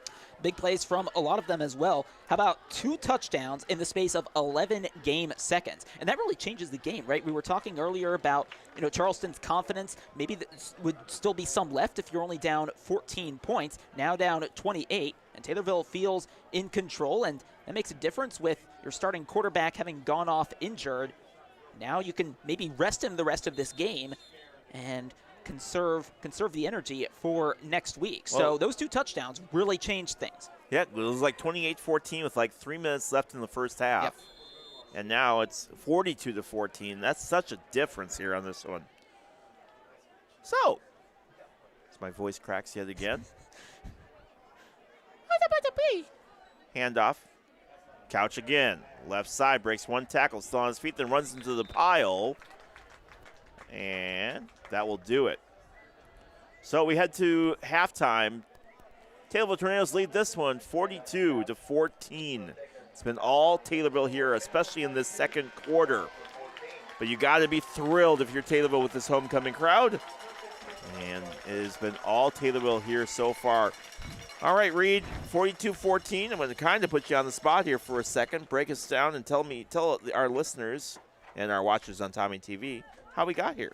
Well, it was 1 touchdown for each team in the first half, and then it was Taylorville with 5 of the 6 scores. Or did I say first half? I meant first quarter. Then in the second quarter, I did one of yours there as well. I know it. 5 of the 6 touchdowns coming in the second quarter, and it was all kinds. You got runs, you got some long passing plays as well.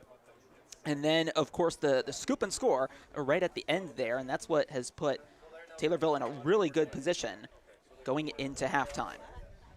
Jackie Cargill, a big touchdown for the young man as he was able to score there on that one. He just kind of stripped the ball, and we thought the play was dead, and he took off with it and crossed the end zone, and everyone was sitting there going, wait, how did he even get the ball? So Taylorville up here, 42-14. And we're going to let it take over here as we switch over.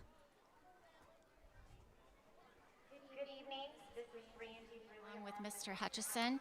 We would like everyone to pause to honor the lives of 3 beloved students lost from our school community earlier this week.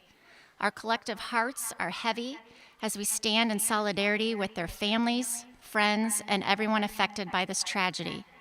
We ask for unity and respect as we take this moment to reflect on their cherished memories. Please get your cell phones out to light up in honor of these students tonight. And at this time, I will turn this over to Mr. Hutchison, who will seek your attention for a moment of silence.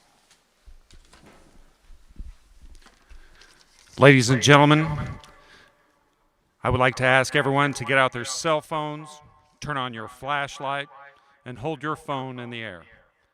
At this time, we will have a moment of silence to honor the 3 young people who lost lives this past weekend.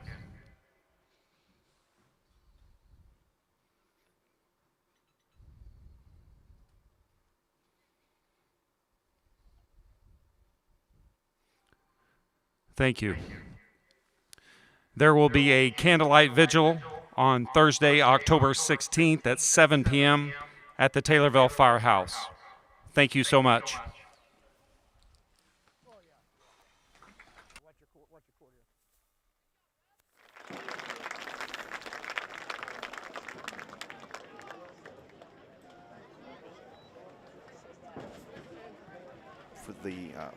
For the kids.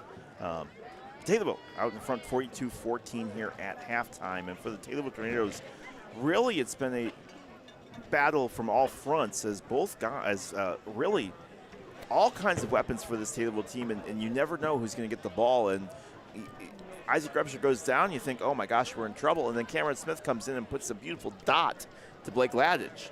And Cameron Smith doing his job as the backup quarterback. You know, you always want that backup to be ready for a moment like this. And he went in there with no reservation whatsoever, made a fantastic play, and talk about the confidence that you got to have on a deep pass like that.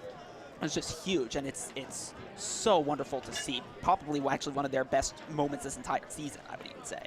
Taylorville jumped out to a 7-0 lead here early, and then Traylon Couch answered to make it 7-7. And Taylorville jumped up 14-7, 21-7, and 21-14, and 28-14, 35-14, and 42-14. Ladage with an easy score right there on what was a fantastic play. And boy, Blake was just absolutely fired up, and you don't blame him for being excited as just a beautiful dot to him to be able to make that reception and to be able to pull that in. And Taylorville firing on all 4 cylinders here as they reach halftime. And what an effort from these guys as they've been able to find a great job, you know, from everything from the offensive line, defensively. They've had a little bit of struggles slowing down Traylon Couch, but it hasn't hurt them as much as it was hurting Matt Toon a couple weeks ago. And so great stops that time throughout the game, aside from of course one of those early carries by Couch, the defense doing their job.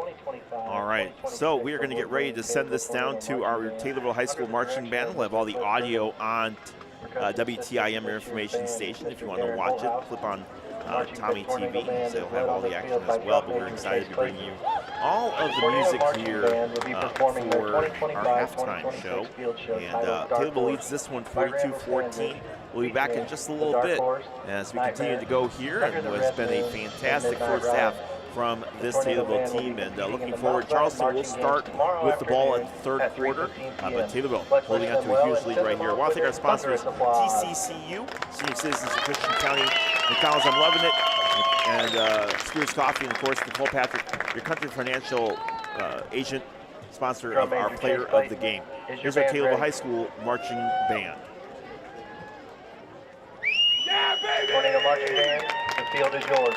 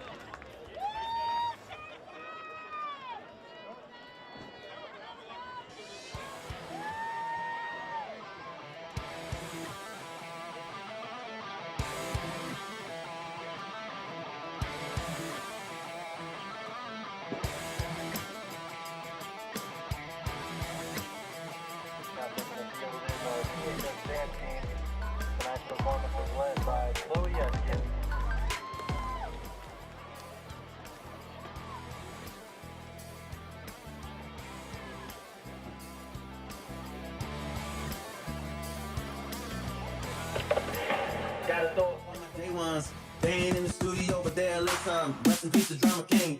We was straight, son. You don't like the way I talk? Say some, say some, say some, say some, say some. You don't like the way I talk.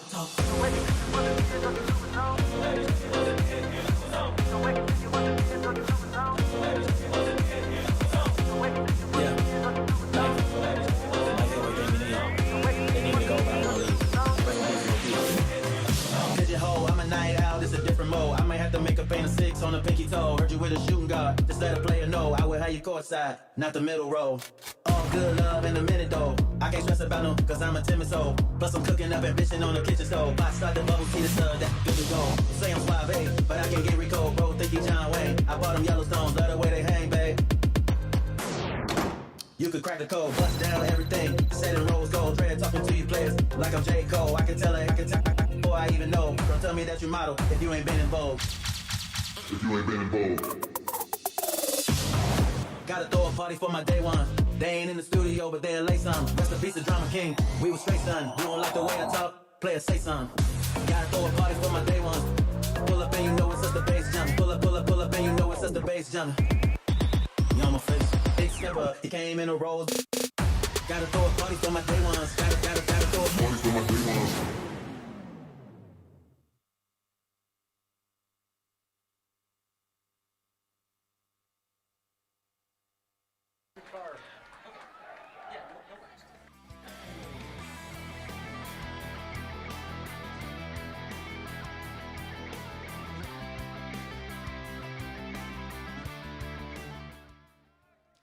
Hello, everyone. I'm Carter Needers on the THS Turf. It is halftime. The band and the dance team are just getting done. The cheer team is about to start. It is an amazing halftime show we've done with Mr. Jordan leading the band, as well as drum major Chase Clayton. Now, halftime, as the THS team takes the field back, the score is 42-14. The Taylorville leading, and they are coming into the second half confident. Stay tuned to watch the second half on Tommy TV.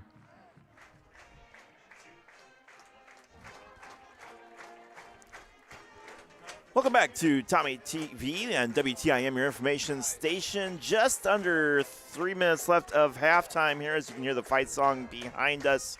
And ironically, it's the fight song for both Taylorville and Charleston, so it works out in the favor here. But you know what hasn't worked out in favor is Charleston's run game from trailing couch, as Taylorville's really, for the most part, been able to really slow it down. And Taylorville leading this one 42-14, as they've utilized a huge second quarter to pull away in this game. Reed, you know, I'm going to pull up some of the other games going on in the Apollo Conference, but talk a little bit about the impact of this offense. It feels like Taylorville's used every single player that's on this offensive team. We saw them do the same thing against Mattoon last week as well, and you're seeing good performances really from all of them, including, you know, the offensive line actually started out a little shaky, but got a lot better as the half wore on. We've seen all of the wide receiver targets used to great effect. Plenty of players also getting involved in the run game, and Blake Ladage had 2 of those touchdown catches, both, you know, relatively long plays as well. So Taylorville able to get it done on the long game, and that's been really good for them in terms of getting plenty of points on the scoreboard. All right, so taking a look at some of the other stuff going on. As I said, Taylorville needing to win 2 out of their next 3 in order to get a playoff spot. 3 absolutely gets you in. 2 will most likely get you in, but they're going to need at least those 2, and they're well on their way here with this one, as they lead 42-14 against the Charleston Trojans on this homecoming evening. Taking a look at the Apollo Conference and the full standings, Mount Zion in first place, 3-0. Muhammad Seymour and Taylorville 2-1. Effingham and Charleston 1-2, and Mattoon 0-3. As far as games tonight, Mattoon taking on Muhammad Seymour, Mount Zion taking on Effingham, and Charleston, of course, taking on Taylorville. And that Mount Zion-Effingham game going to be a little bit interesting just because of everything going on as far as that's concerned. And when you look at what they've been able to do as far as Taylorville is concerned, they've really just been able to play the game to their strengths, and that has been the big reason why they are out in front here in this one. Yeah, they've played to their strengths. Worked well for them last week. And that's something we've talked about throughout the season, just going with what works for them in terms of the passing options, in terms of some of the plays they're calling on offense, and then on defense, just getting the job done. That was a struggle earlier in the season. For the most part tonight, working out a lot better.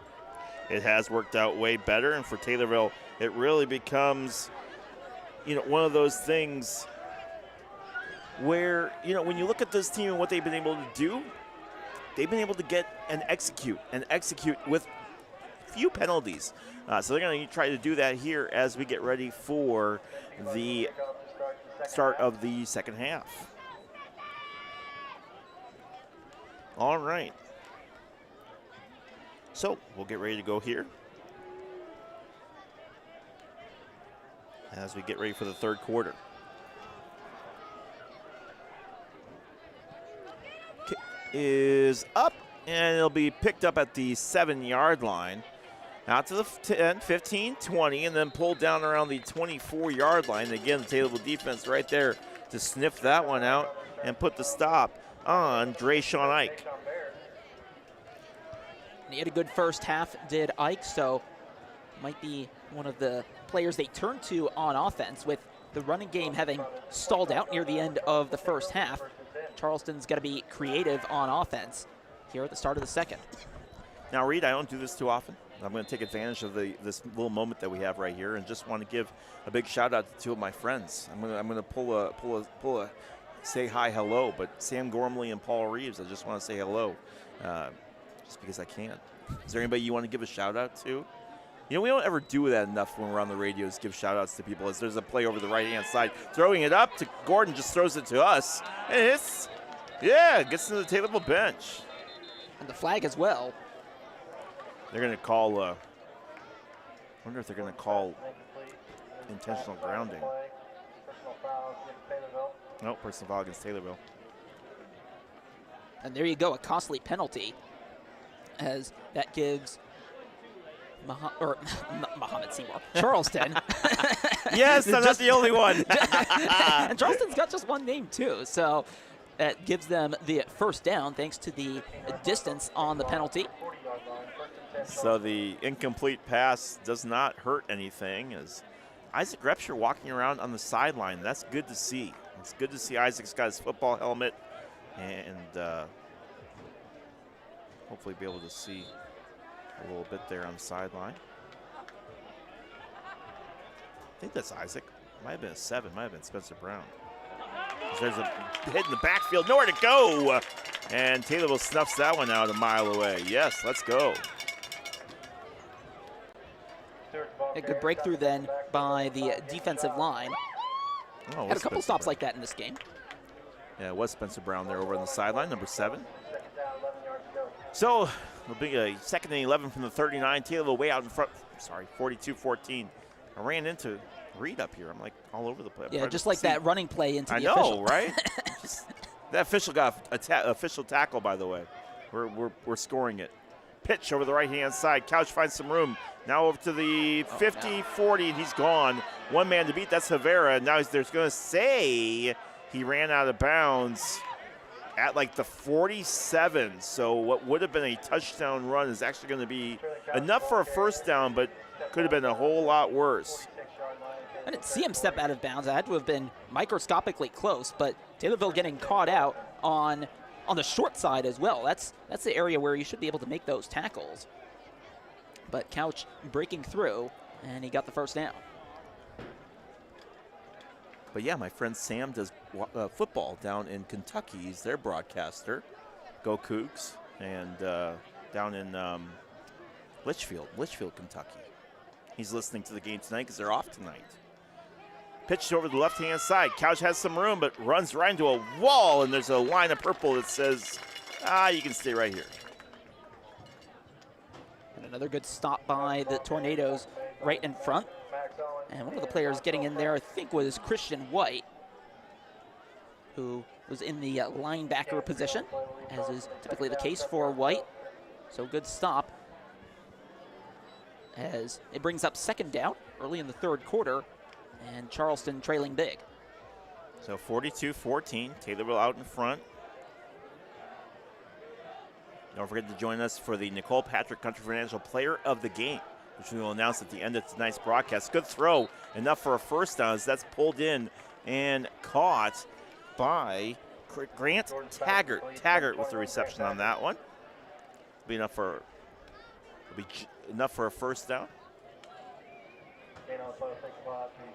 Yep, they do give the first down, and that might be the first time we're saying his name in this game as he gets up to make a good grab and keep this drive alive for Charleston. They've had good plays like that, and they were also helped out by a penalty.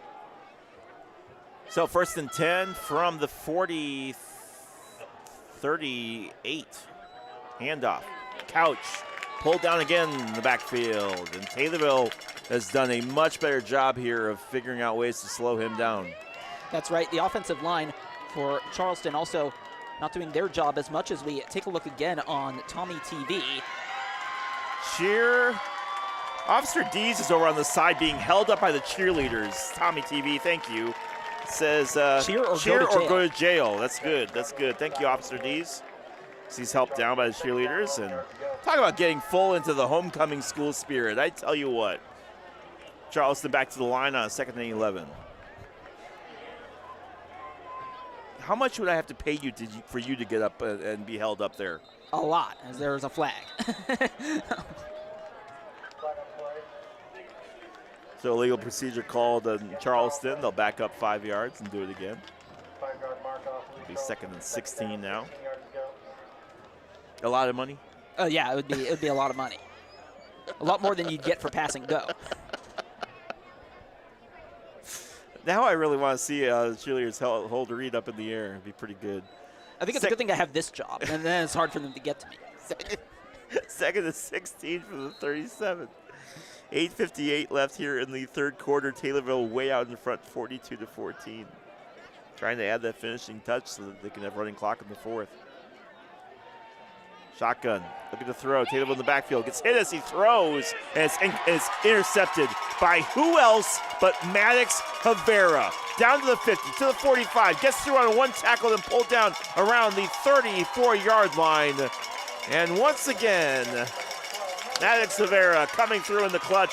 A big hit on Gordon Reed. And a flag afterwards as well. Of course there was, but a big hit on Gordon as he threw the ball, Reed, and it was just an easy interception for Maddox Havera. Yeah, that's a big mistake there from the quarterback as he made that throw. We'll see again on Tommy TV. And yeah, so back to throw, and Taylorville showing blitz and just a massive hit as he releases that ball. Havera reads it the whole way and races back 30 yards. But Taylorville will back up quite a bit. They pick up a flag.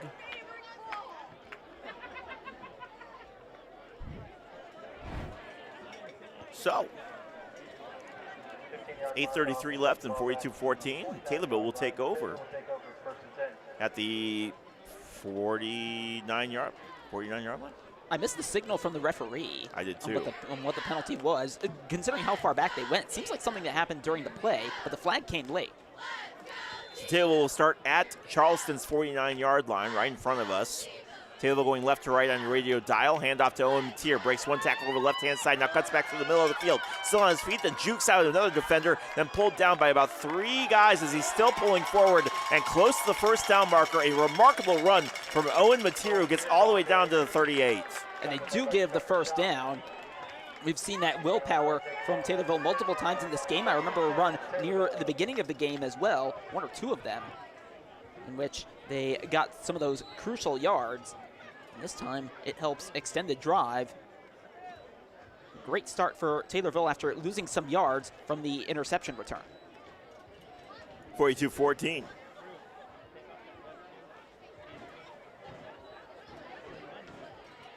Taylorville holding on here. Through on the left-hand side, Matier again, another big run. And while we saw Dawson Jenkins get a huge number of receptions in that first part of the game, it's been Owen Matier here in this third quarter.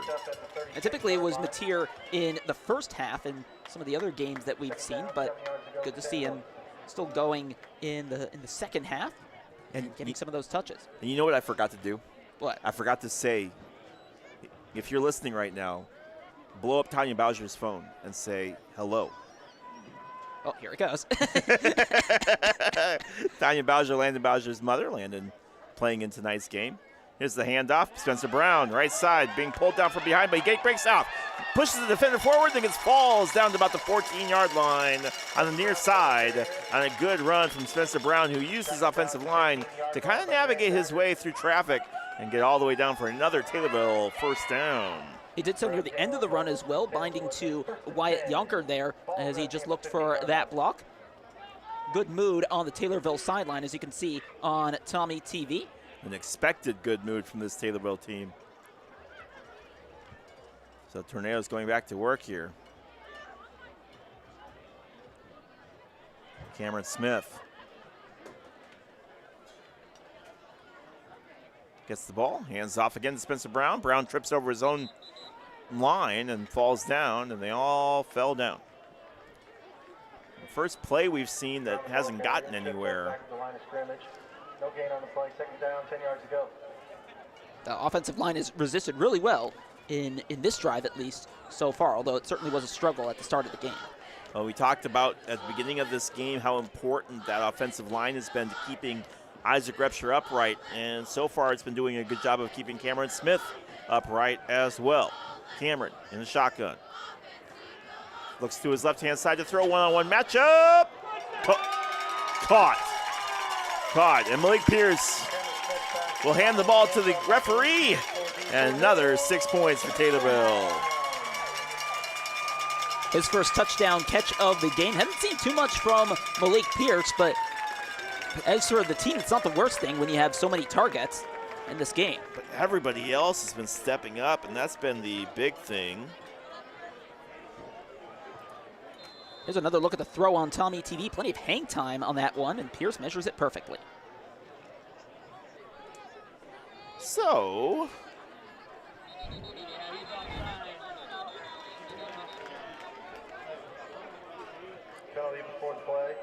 the extra point was good, but flag came in before the play, and it's offsides on Charleston.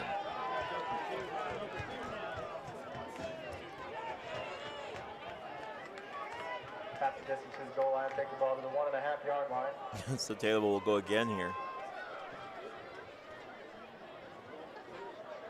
And Taylorville will probably go for 2 here just because of the situation. Not because of the score, but because of the half the distance to the goal.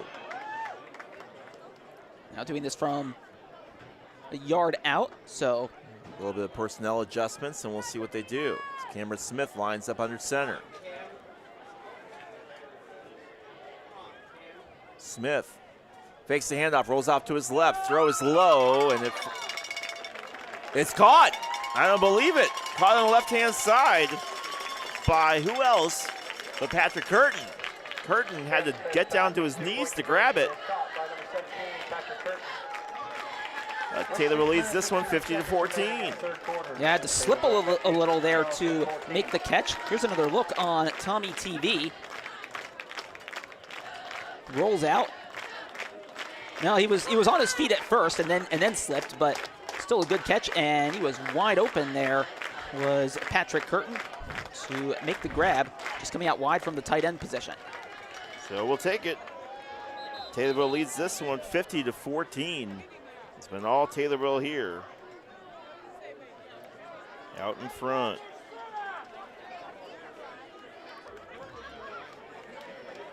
Seeing some more jackets and sweatshirts on out there, and blankets as well, as it's gotten a little cold. Temperature is starting to fall a little bit. Might even get my sweatshirt on in just a few minutes. All right, so Taylorville out in front here, big, 50-14. Baker and Kowski for the Trojans. As they get ready to kick here. Ben Peabody launches it to the near side. Caught on the run at the 20-yard line. Still pushing forward is Brant Baker. And gets hit hard around the 23-yard line. And that's where the Trojans will start up shop. Tackle made by number 4, Dawson Jenkins. There's a flag on the play. Another flag, though. We'll see how this affects the Charleston drive as they start. And I'll tell you, while there weren't a whole lot of penalties in the first half, there's been a lot of laundry in this second half. Almost as much as the first half, and it's only about 6 minutes old. 50-14, 5:57 left here in the third quarter. Charleston will get some decent gains. Leroy Clamola alongside Reed Camize. We bring you all of the action here this afternoon, or evening, excuse me. Charleston will start at around the 40-yard line. That's where their drive will start, just shy of the 40-yard line. They'll have to get to the 50 to pick up a new set of downs. Wyatt Gordon gets ready to go here under center. Gordon looking to throw. Heavy pursuit from behind. Rolls out to his right. Now launches it to the right corner and incomplete. A lot of pressure over on that right-hand side. It's about as open as any receiver was, at least in terms of where the quarterback could make a good throw without having to go across. Pass was intended for Aiden Wayne, the tight end junior. Tried to make a play on it, but was well out of bounds when it came in.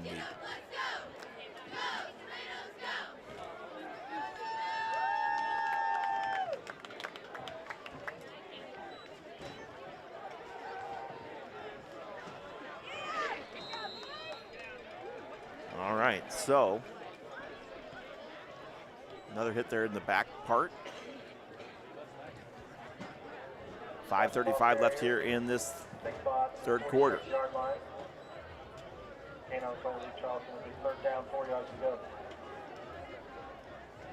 It's third down as Taylorville is one touchdown away from bringing us to running clock territory, assuming both coaches consent to it.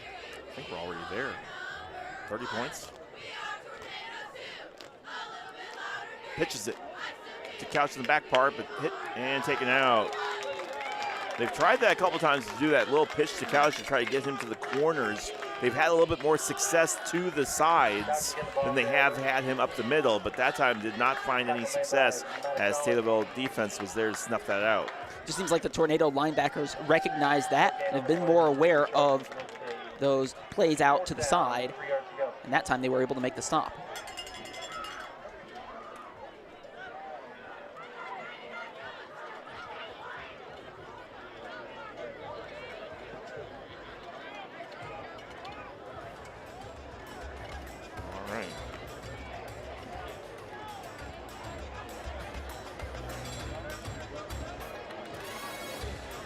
So, Charleston line up on the near side, 47-yard line.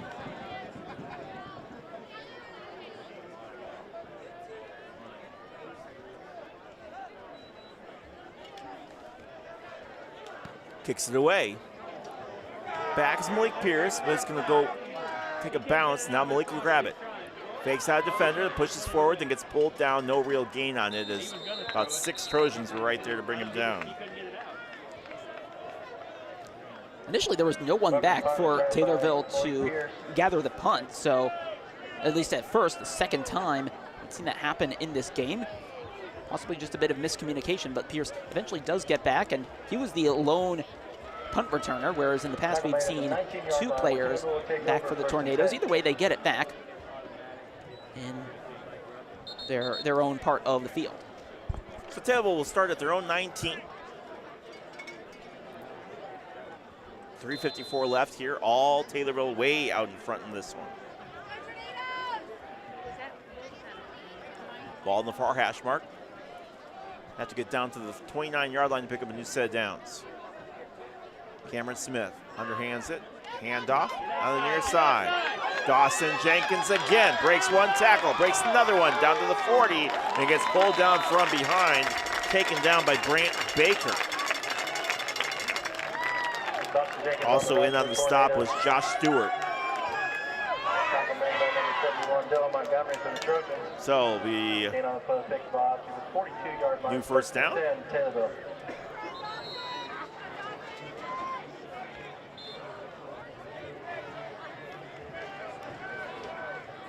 And Taylor will go again. Ball in your hash mark. Hand off again. Owen Mateer breaks one tackle, finds a hole. 45, through to the 50, and then down at the 48 in enemy territory. Now the first down for the Tornadoes, Reed. Another first down as Mateer just puts his head down and able to get some extra yards there. And the Tornadoes have been pretty successful and effective at going up the middle. And then equally on defense, they've actually been able to make some stops on those similar plays from Charleston. So it's all working out well for the Tornadoes, just staying between the hashes. First and 10 from the 48. Take the ball on the near hash mark as they get ready to go. Another handoff from Cameron, and that one's taken down in the backfield, nowhere to go. And first real play that we've seen that got blown up in the backfield. No gain for Owen Mateer, or maybe even a loss of one. No, that's been the exception, not the norm for Taylorville, and you'll have a play or two like that. I don't think they'll hang their heads too much on it, considering how otherwise effective they've been on plays like that, and considering the scoreline. Well, Mount Zion beat Charleston by about 70. Taylorville will face them next week. What will be a very, very tough matchup for Taylorville. But, as I said earlier, it'll be at home, which will help out tremendously. Here we go. Cameron rolls out the left-hand side. Hit as he makes the catch, and the flag comes in. Great catch made by Taylorville. Jameson Tapscott with the catch. I feel like this flag has something to do with the way the hit came in. We're going to have another look on Tommy TV. Here it comes. And that is a great catch. Tapscott makes a great catch, and it was a play that was trying to be made by Grant Baker, but Baker helmet to helmet, and he's going to get called for targeting. And unintentional targeting because he was trying to make a play on the ball, but you still cannot have helmet-on-helmet contact like that.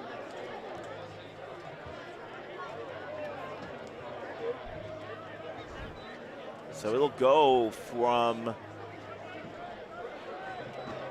down to the 14-yard line in the red zone. And again, listen, that was completely unintentional from Brant. Brant wasn't trying to do that on purpose, but he was really trying to make a play on the ball, but you still cannot have helmet-to-helmet, especially at this level. That's certainly a danger. Cameron Smith. Hands off again. Spencer Brown jukes left, cuts over, then gets pulled down for a gain of about 4 in play. And I'd give Baker some grace because it certainly looked like he tried to turn a bit to soften the effects of the hit, but he also sort of leapt towards that player. So then it's harder to control yourself.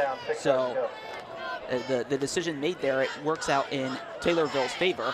Certainly the player on the receiving end is okay. Oh yeah, and in hockey, you're not even allowed to leave your feet. If you leave your feet, that's an automatic penalty. So, not that this is hockey, but just saying.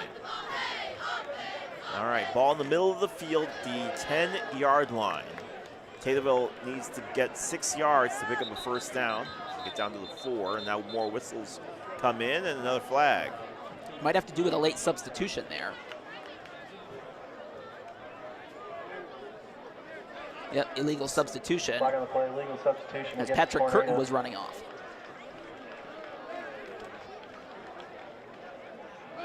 Five-yard mark off and take the ball back to the 15-yard line. Second down, 11 yards to go.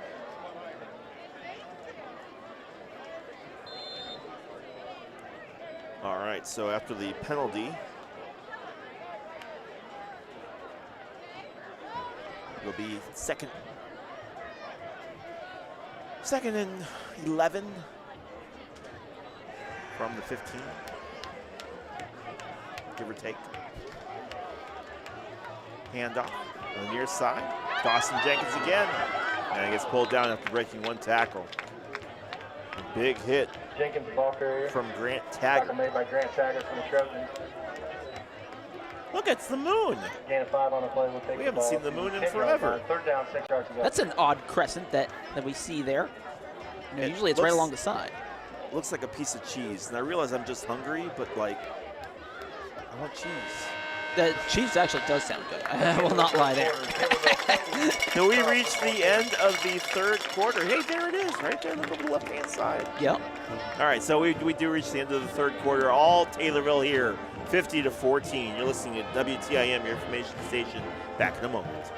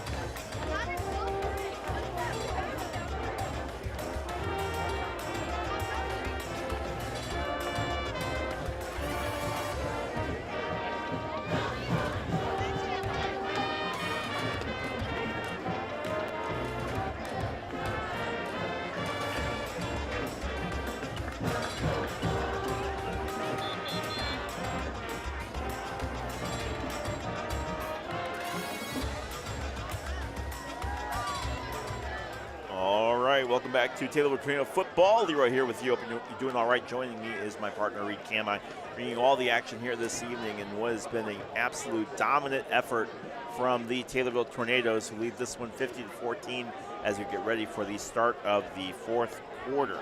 Start the fourth quarter, Taylorville has the ball at the 10-yard line. Third down, 6 yards to go.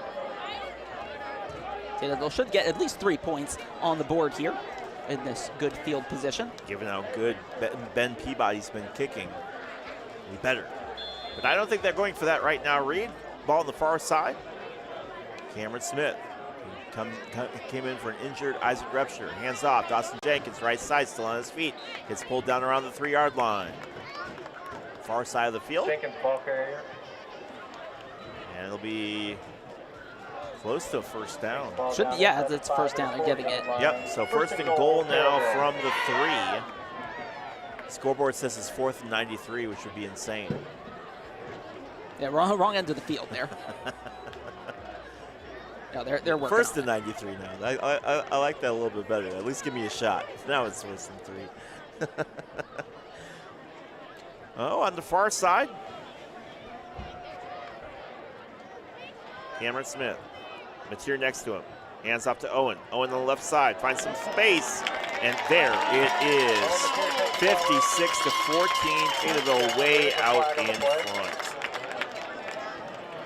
There is holding. There is a penalty on Taylorville. Oh, the band hasn't noticed.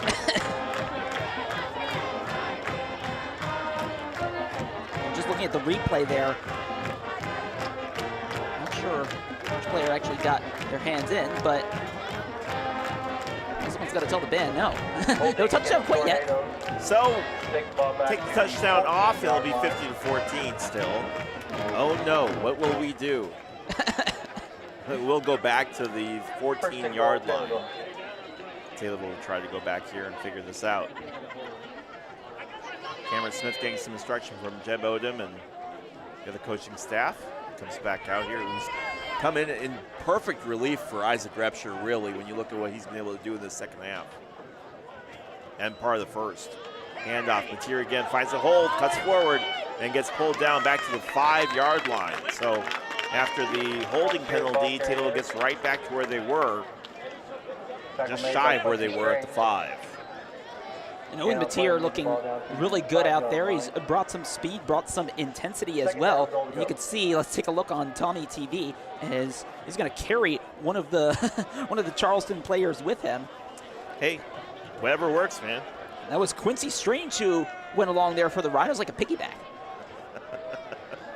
So, 2nd and 5 from the near hash mark. Cameron Smith is Owen Mateer next to him. Mateer trying to get that touchdown. He'll try again, right side, juke, another juke, but that's not going to get it done, and gets pulled down from behind by Traylon Couch of Charleston. Here again, the ball carrier. Tackle made by Traylon Couch. So no gain with the forward progress given. Mateer will come out for Spencer Brown. No gain on the play. Couldn't get the job done. 5-yard line. Third down, goal to go. Did have some good moments on that drive, though, so certainly give him some credit, but the Tornadoes and Jeb Odom wanting someone else out there as they try to get the score. 3rd and 5, just shy of, just near the 9:30 mark here. Moon looks way wider on TV than it does in real life. I just want you to know that. Right side, fake, left-hand side. Cameron Smith in for the score, and there it is. And a touchdown, Taylorville. Beautiful fake from Cameron Smith, and Taylorville leads 56-14. Not sure what had everyone fooled. Smith came in there, kind of rolled off to the right side, faked the handoff, a beautiful fake to Spencer Brown. And that was all Cameron needed to cut through on the left-hand side and roll his way forward for a touchdown. Peabody trying to add the finishing touches on what has been a monster dynamite class here today. And another whistle. Equipment violation. Womp womp. Wyatt Yonker checks out. He was supposed to hold, so someone else has to come in. That was a point of emphasis by the NFHS coming into the season, making sure players are properly equipped. That's now multiple times in this game we've seen players have to come out. Yeah.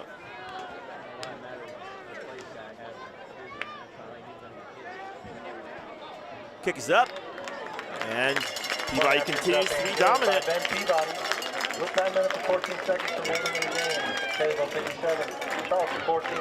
So Taylorville, because they've been able to figure out how to stop the dominant effort of Traylon Couch, and listen, Couch is a beast. When we've seen him run, he is gone. Taylorville's just been able to figure out ways to slow his attack down, and because of that, they've really been able to take a huge lead in this one. You're listening to WTIN, your information station back in 30 seconds.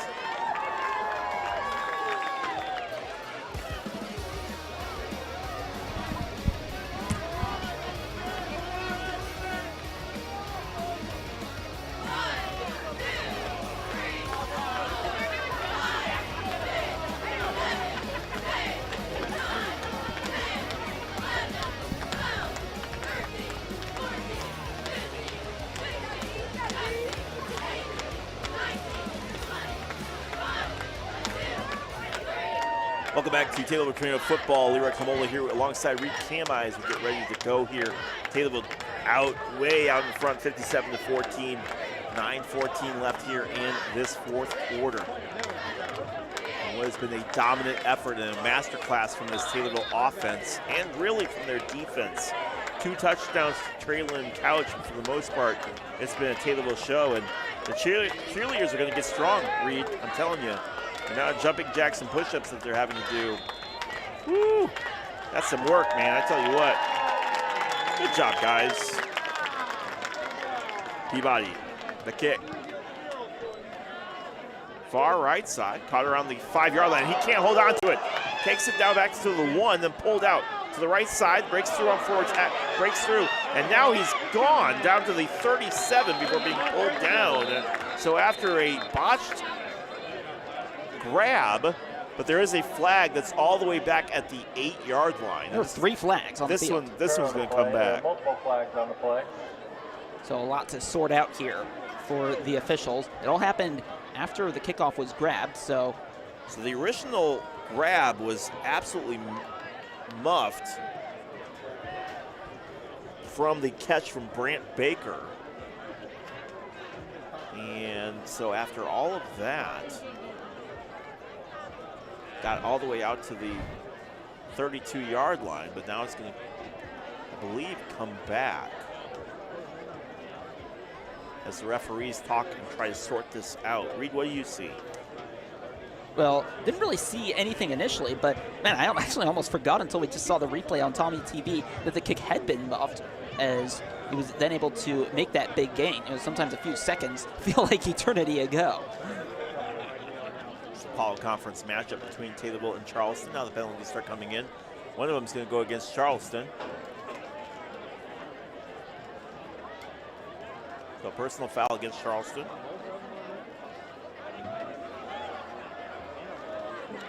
So in sportsmanlike conduct, illegal block in the back.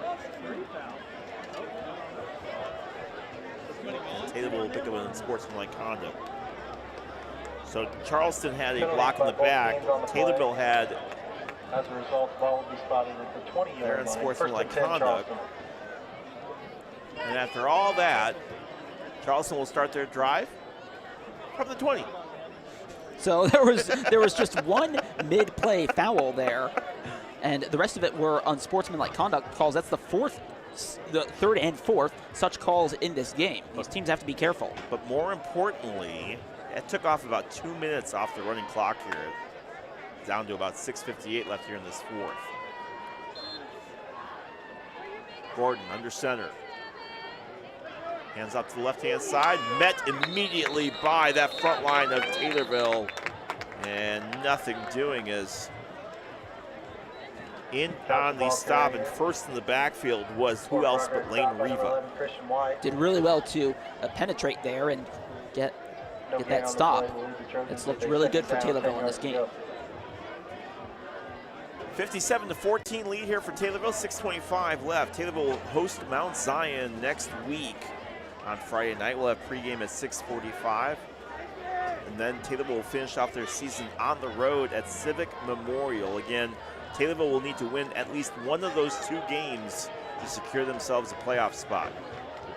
Punch up the gut, nothing going there on that one either.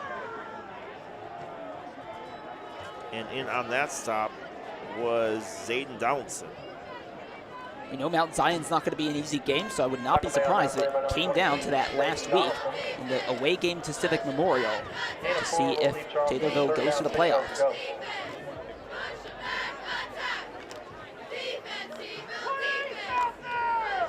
Nearing the 5.5-minute mark here of this fourth quarter. Charleston, the far side of the field, 3rd and 6. Need to get down to the 30-yard line to pick up a first down. Throws over the left-hand side, incomplete. Pass was intended for Grant Taggart, but the throw is about 6 inches higher than what it needed to be and falls incomplete. And well behind him as well. So I don't know what disconnect, if any, there was on that play, but that looks like a play you can make. You get the completion, and then it's just a one-on-one matchup to try to get over the first down line. So now at the 5-minute mark, Taylorville will improve to 4-3, 3-1 in conference as they keep pace with the big dogs of Muhammad Seymour and Mount Zion. Trojans will fall to 1-6 and 1-3 in conference. Their lone win coming against Mattoon, as Charleston will be forced to punt here. And again, that game against Mattoon, Traylon Couch broke the school record, a major accomplishment for him. And that punt goes out of bounds. Max Rivera tries to chase it down, but it will go out of bounds at around the 41-yard line. And I'm sure all week long, the big talk for the Taylorville players, well, at least the defense, has been about Traylon Couch, trying to figure out how they're going to stop him. I'm sure the film kept the coaches up at night, but whatever they did, they got the job done. Well, when you looked at that first play where he was able to break it off for, 70 plus yards, and how quickly he ran, you almost had fears that this was going to become a Traylon Couch versus the world type game. But credit to the Taylorville defense. That front line has done a fantastic job in holding him down and showing him the respect that he deserves by handling him and putting out those extra guys. And Charleston just has not been able to use their other weapons to beat Taylorville. Now rolling out to his left is Cameron Smith. No room there, and he gets pulled down from behind. And Cameron didn't like the way that he was pulled down by Tucker Schatz in the backfield and was kind of looking to the official for a little bit of help with that. He mishandled the snap. I think the snap was a little bit low, but you got to keep your eye on the ball. And he just does the smart thing, puts his head down and accepts the loss. And then they move on to second down.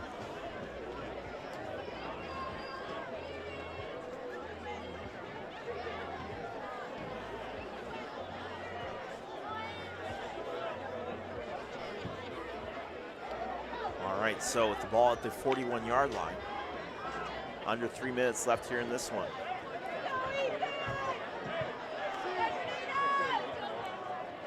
Cameron under center.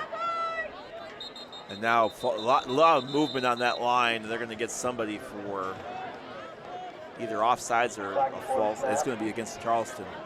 It looked weird there on that one. Everyone was kind of moving ahead of time. Offsides against Charleston. Offsides on everyone except for number 42. I'm just kidding. Wait, where was that from? That was from a literal game. The one defensive guy never moved and everybody else did. Or wait, no, it was the offensive line. Everyone moved except for the center. Yeah, everyone but the center. Speaking of the center, Taylorville center. Tough, presume? When you have a name like Tough, I feel like your job is to play football. I would imagine. Handoff nowhere going as 8 up in the backfield on that little run by DeVaje Bolden, number 54 for Charleston. On the run. +1 on the play will lead Taylor with his 3rd down, 11 yards to go. Noah Nash. And with 90 seconds left, Taylorville will just try to get one last play here. A 3rd down and 11. They're going to need to get to the 49. Pick up the 1st down and kneel. Taylorville offense heading down and saying hi to everyone. Yeah, I think we got on camera. Give it a little wait. Malik Pierce leads leads all of the offense over the student section. Right-hand side, and then pulled down for a gain of about 2 on the play over in the right wing. Nash, the ball carrier. Made by Quincy Strand. Ah, yes, nothing like selfies over in front of Purple Rain on homecoming week. Yeah, doing it with the tablet too. No, usually happens with a phone, but holds it up there as Malik Pierce leads the deserved celebrations. What a team win this was, at least on offense, and certainly some bright spots on defense as well. So 4th and 8, and a 6 or 7 second difference between the clock and the game clock. Taylor will have to do one last play here, and Charleston will get the ball back with about 7 seconds left.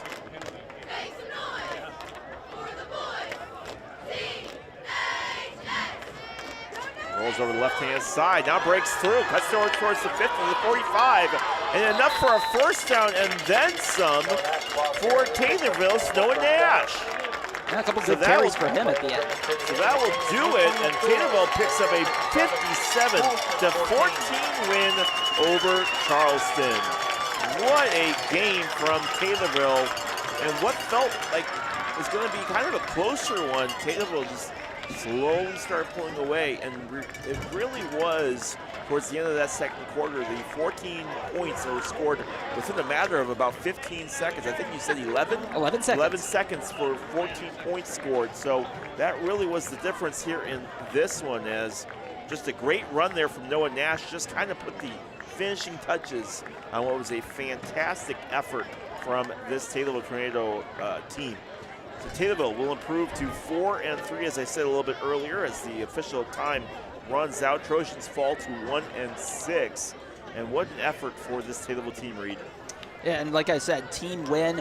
We're going to have to think about who's going to be the Nicole Patrick Country Financial Player of the Game, because we really saw a lot of players make great plays when they had to, and it really, and especially at that inflection point late in the 2nd quarter, that played a big role in helping Taylorville get a win on a night when they really needed a win. All right, so we're going to get ready to sing the song here.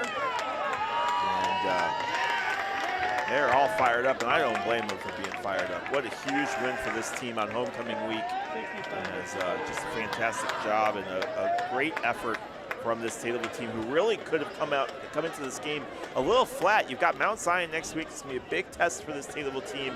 But they said, listen, I'm not even worried about that. We got it. And they do. And they pick up a big 57-14 win here at home against the Charleston Trojans.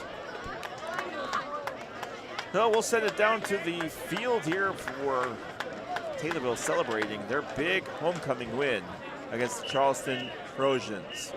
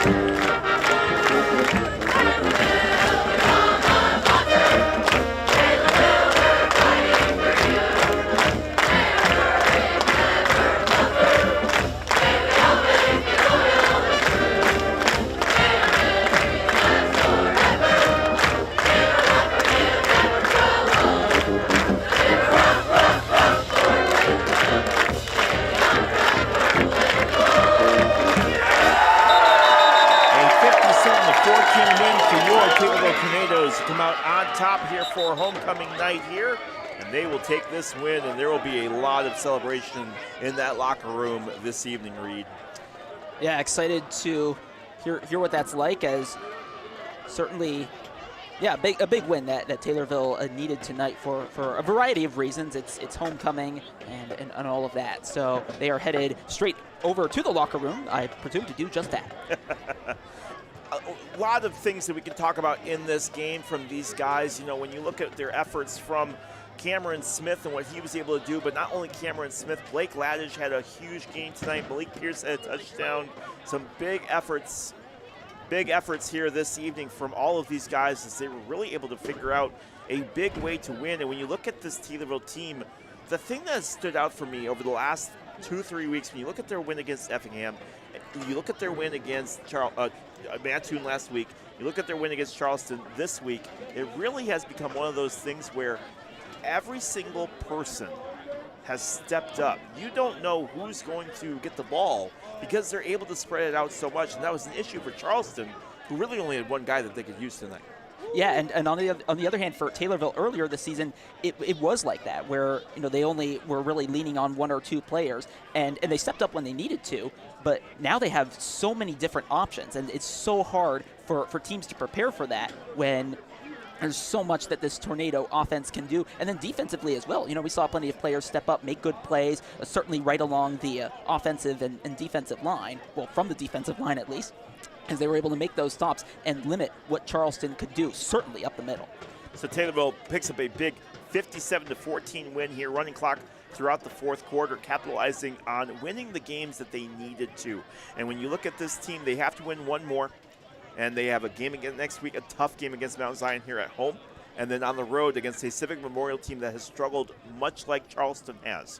So there is a win there that's available for Taylorville. They just need to win one if they want a playoff spot later on this fall. But this is a Taylorville team that really has come into its own and kind of moved forward. And Cameron Smith stepping in when Isaac Repsher got hurt was kind of just feels good tonight. It just feels good. And we hope Isaac's all right. I was kind of nursing his ankle a little bit there after the rollover, but we're hoping he's all right. Just needs a little bit of a couple days off. But for Taylorville, they pick up a big win. I want to thank our sponsors who allow us to be here: TCCU, Senior Citizens of Christian County, Screw's Coffee, McDonald's. I'm loving it. And of course, it is now time to announce our Nicole Patrick Country Financial Player of the Game. And this guy, I believe, changed the course of this game. It was kind of neck and neck for a little while, but Jackie Cargill comes in, strips the ball, grabs it, pulls it away, breaks out of the line, and takes off running. And if you're watching on Tommy TV, you can see the play here. Jackie comes up from behind and just kind of pulls the ball away, and that was the play right there. But Jackie was fantastic. Huge effort on defensive. He really made Traylon Couch gave him a headache all night long, and Cargill, number 40, is our Nicole Patrick Country Financial Player of the Game. What a fantastic effort for him. He put in a heck of a game tonight, and his fumble-rooski led to a huge win for this Taylorville team, who they improved to 4-3 on the season with a big win. All right, that'll do it for us from here. I want to thank you guys for watching. A big shout out to our Tommy TV crew. You guys are fantastic. We couldn't do this week in and week out without you guys' help, so we appreciate you. Thank you so much. Oh, yeah, there's our group right there. You guys are awesome. Thank you, Tommy TV, for everything you guys do. And we're going to send this. We'll see you next week, pregame for Taylorville versus Mount Zion here in Taylorville, starting at 6:45. On behalf of Reed Cam, my name is Leroy Clamola. If I don't see you, have a fantastic rest of your evening. Good night. You're watching Tommy TV.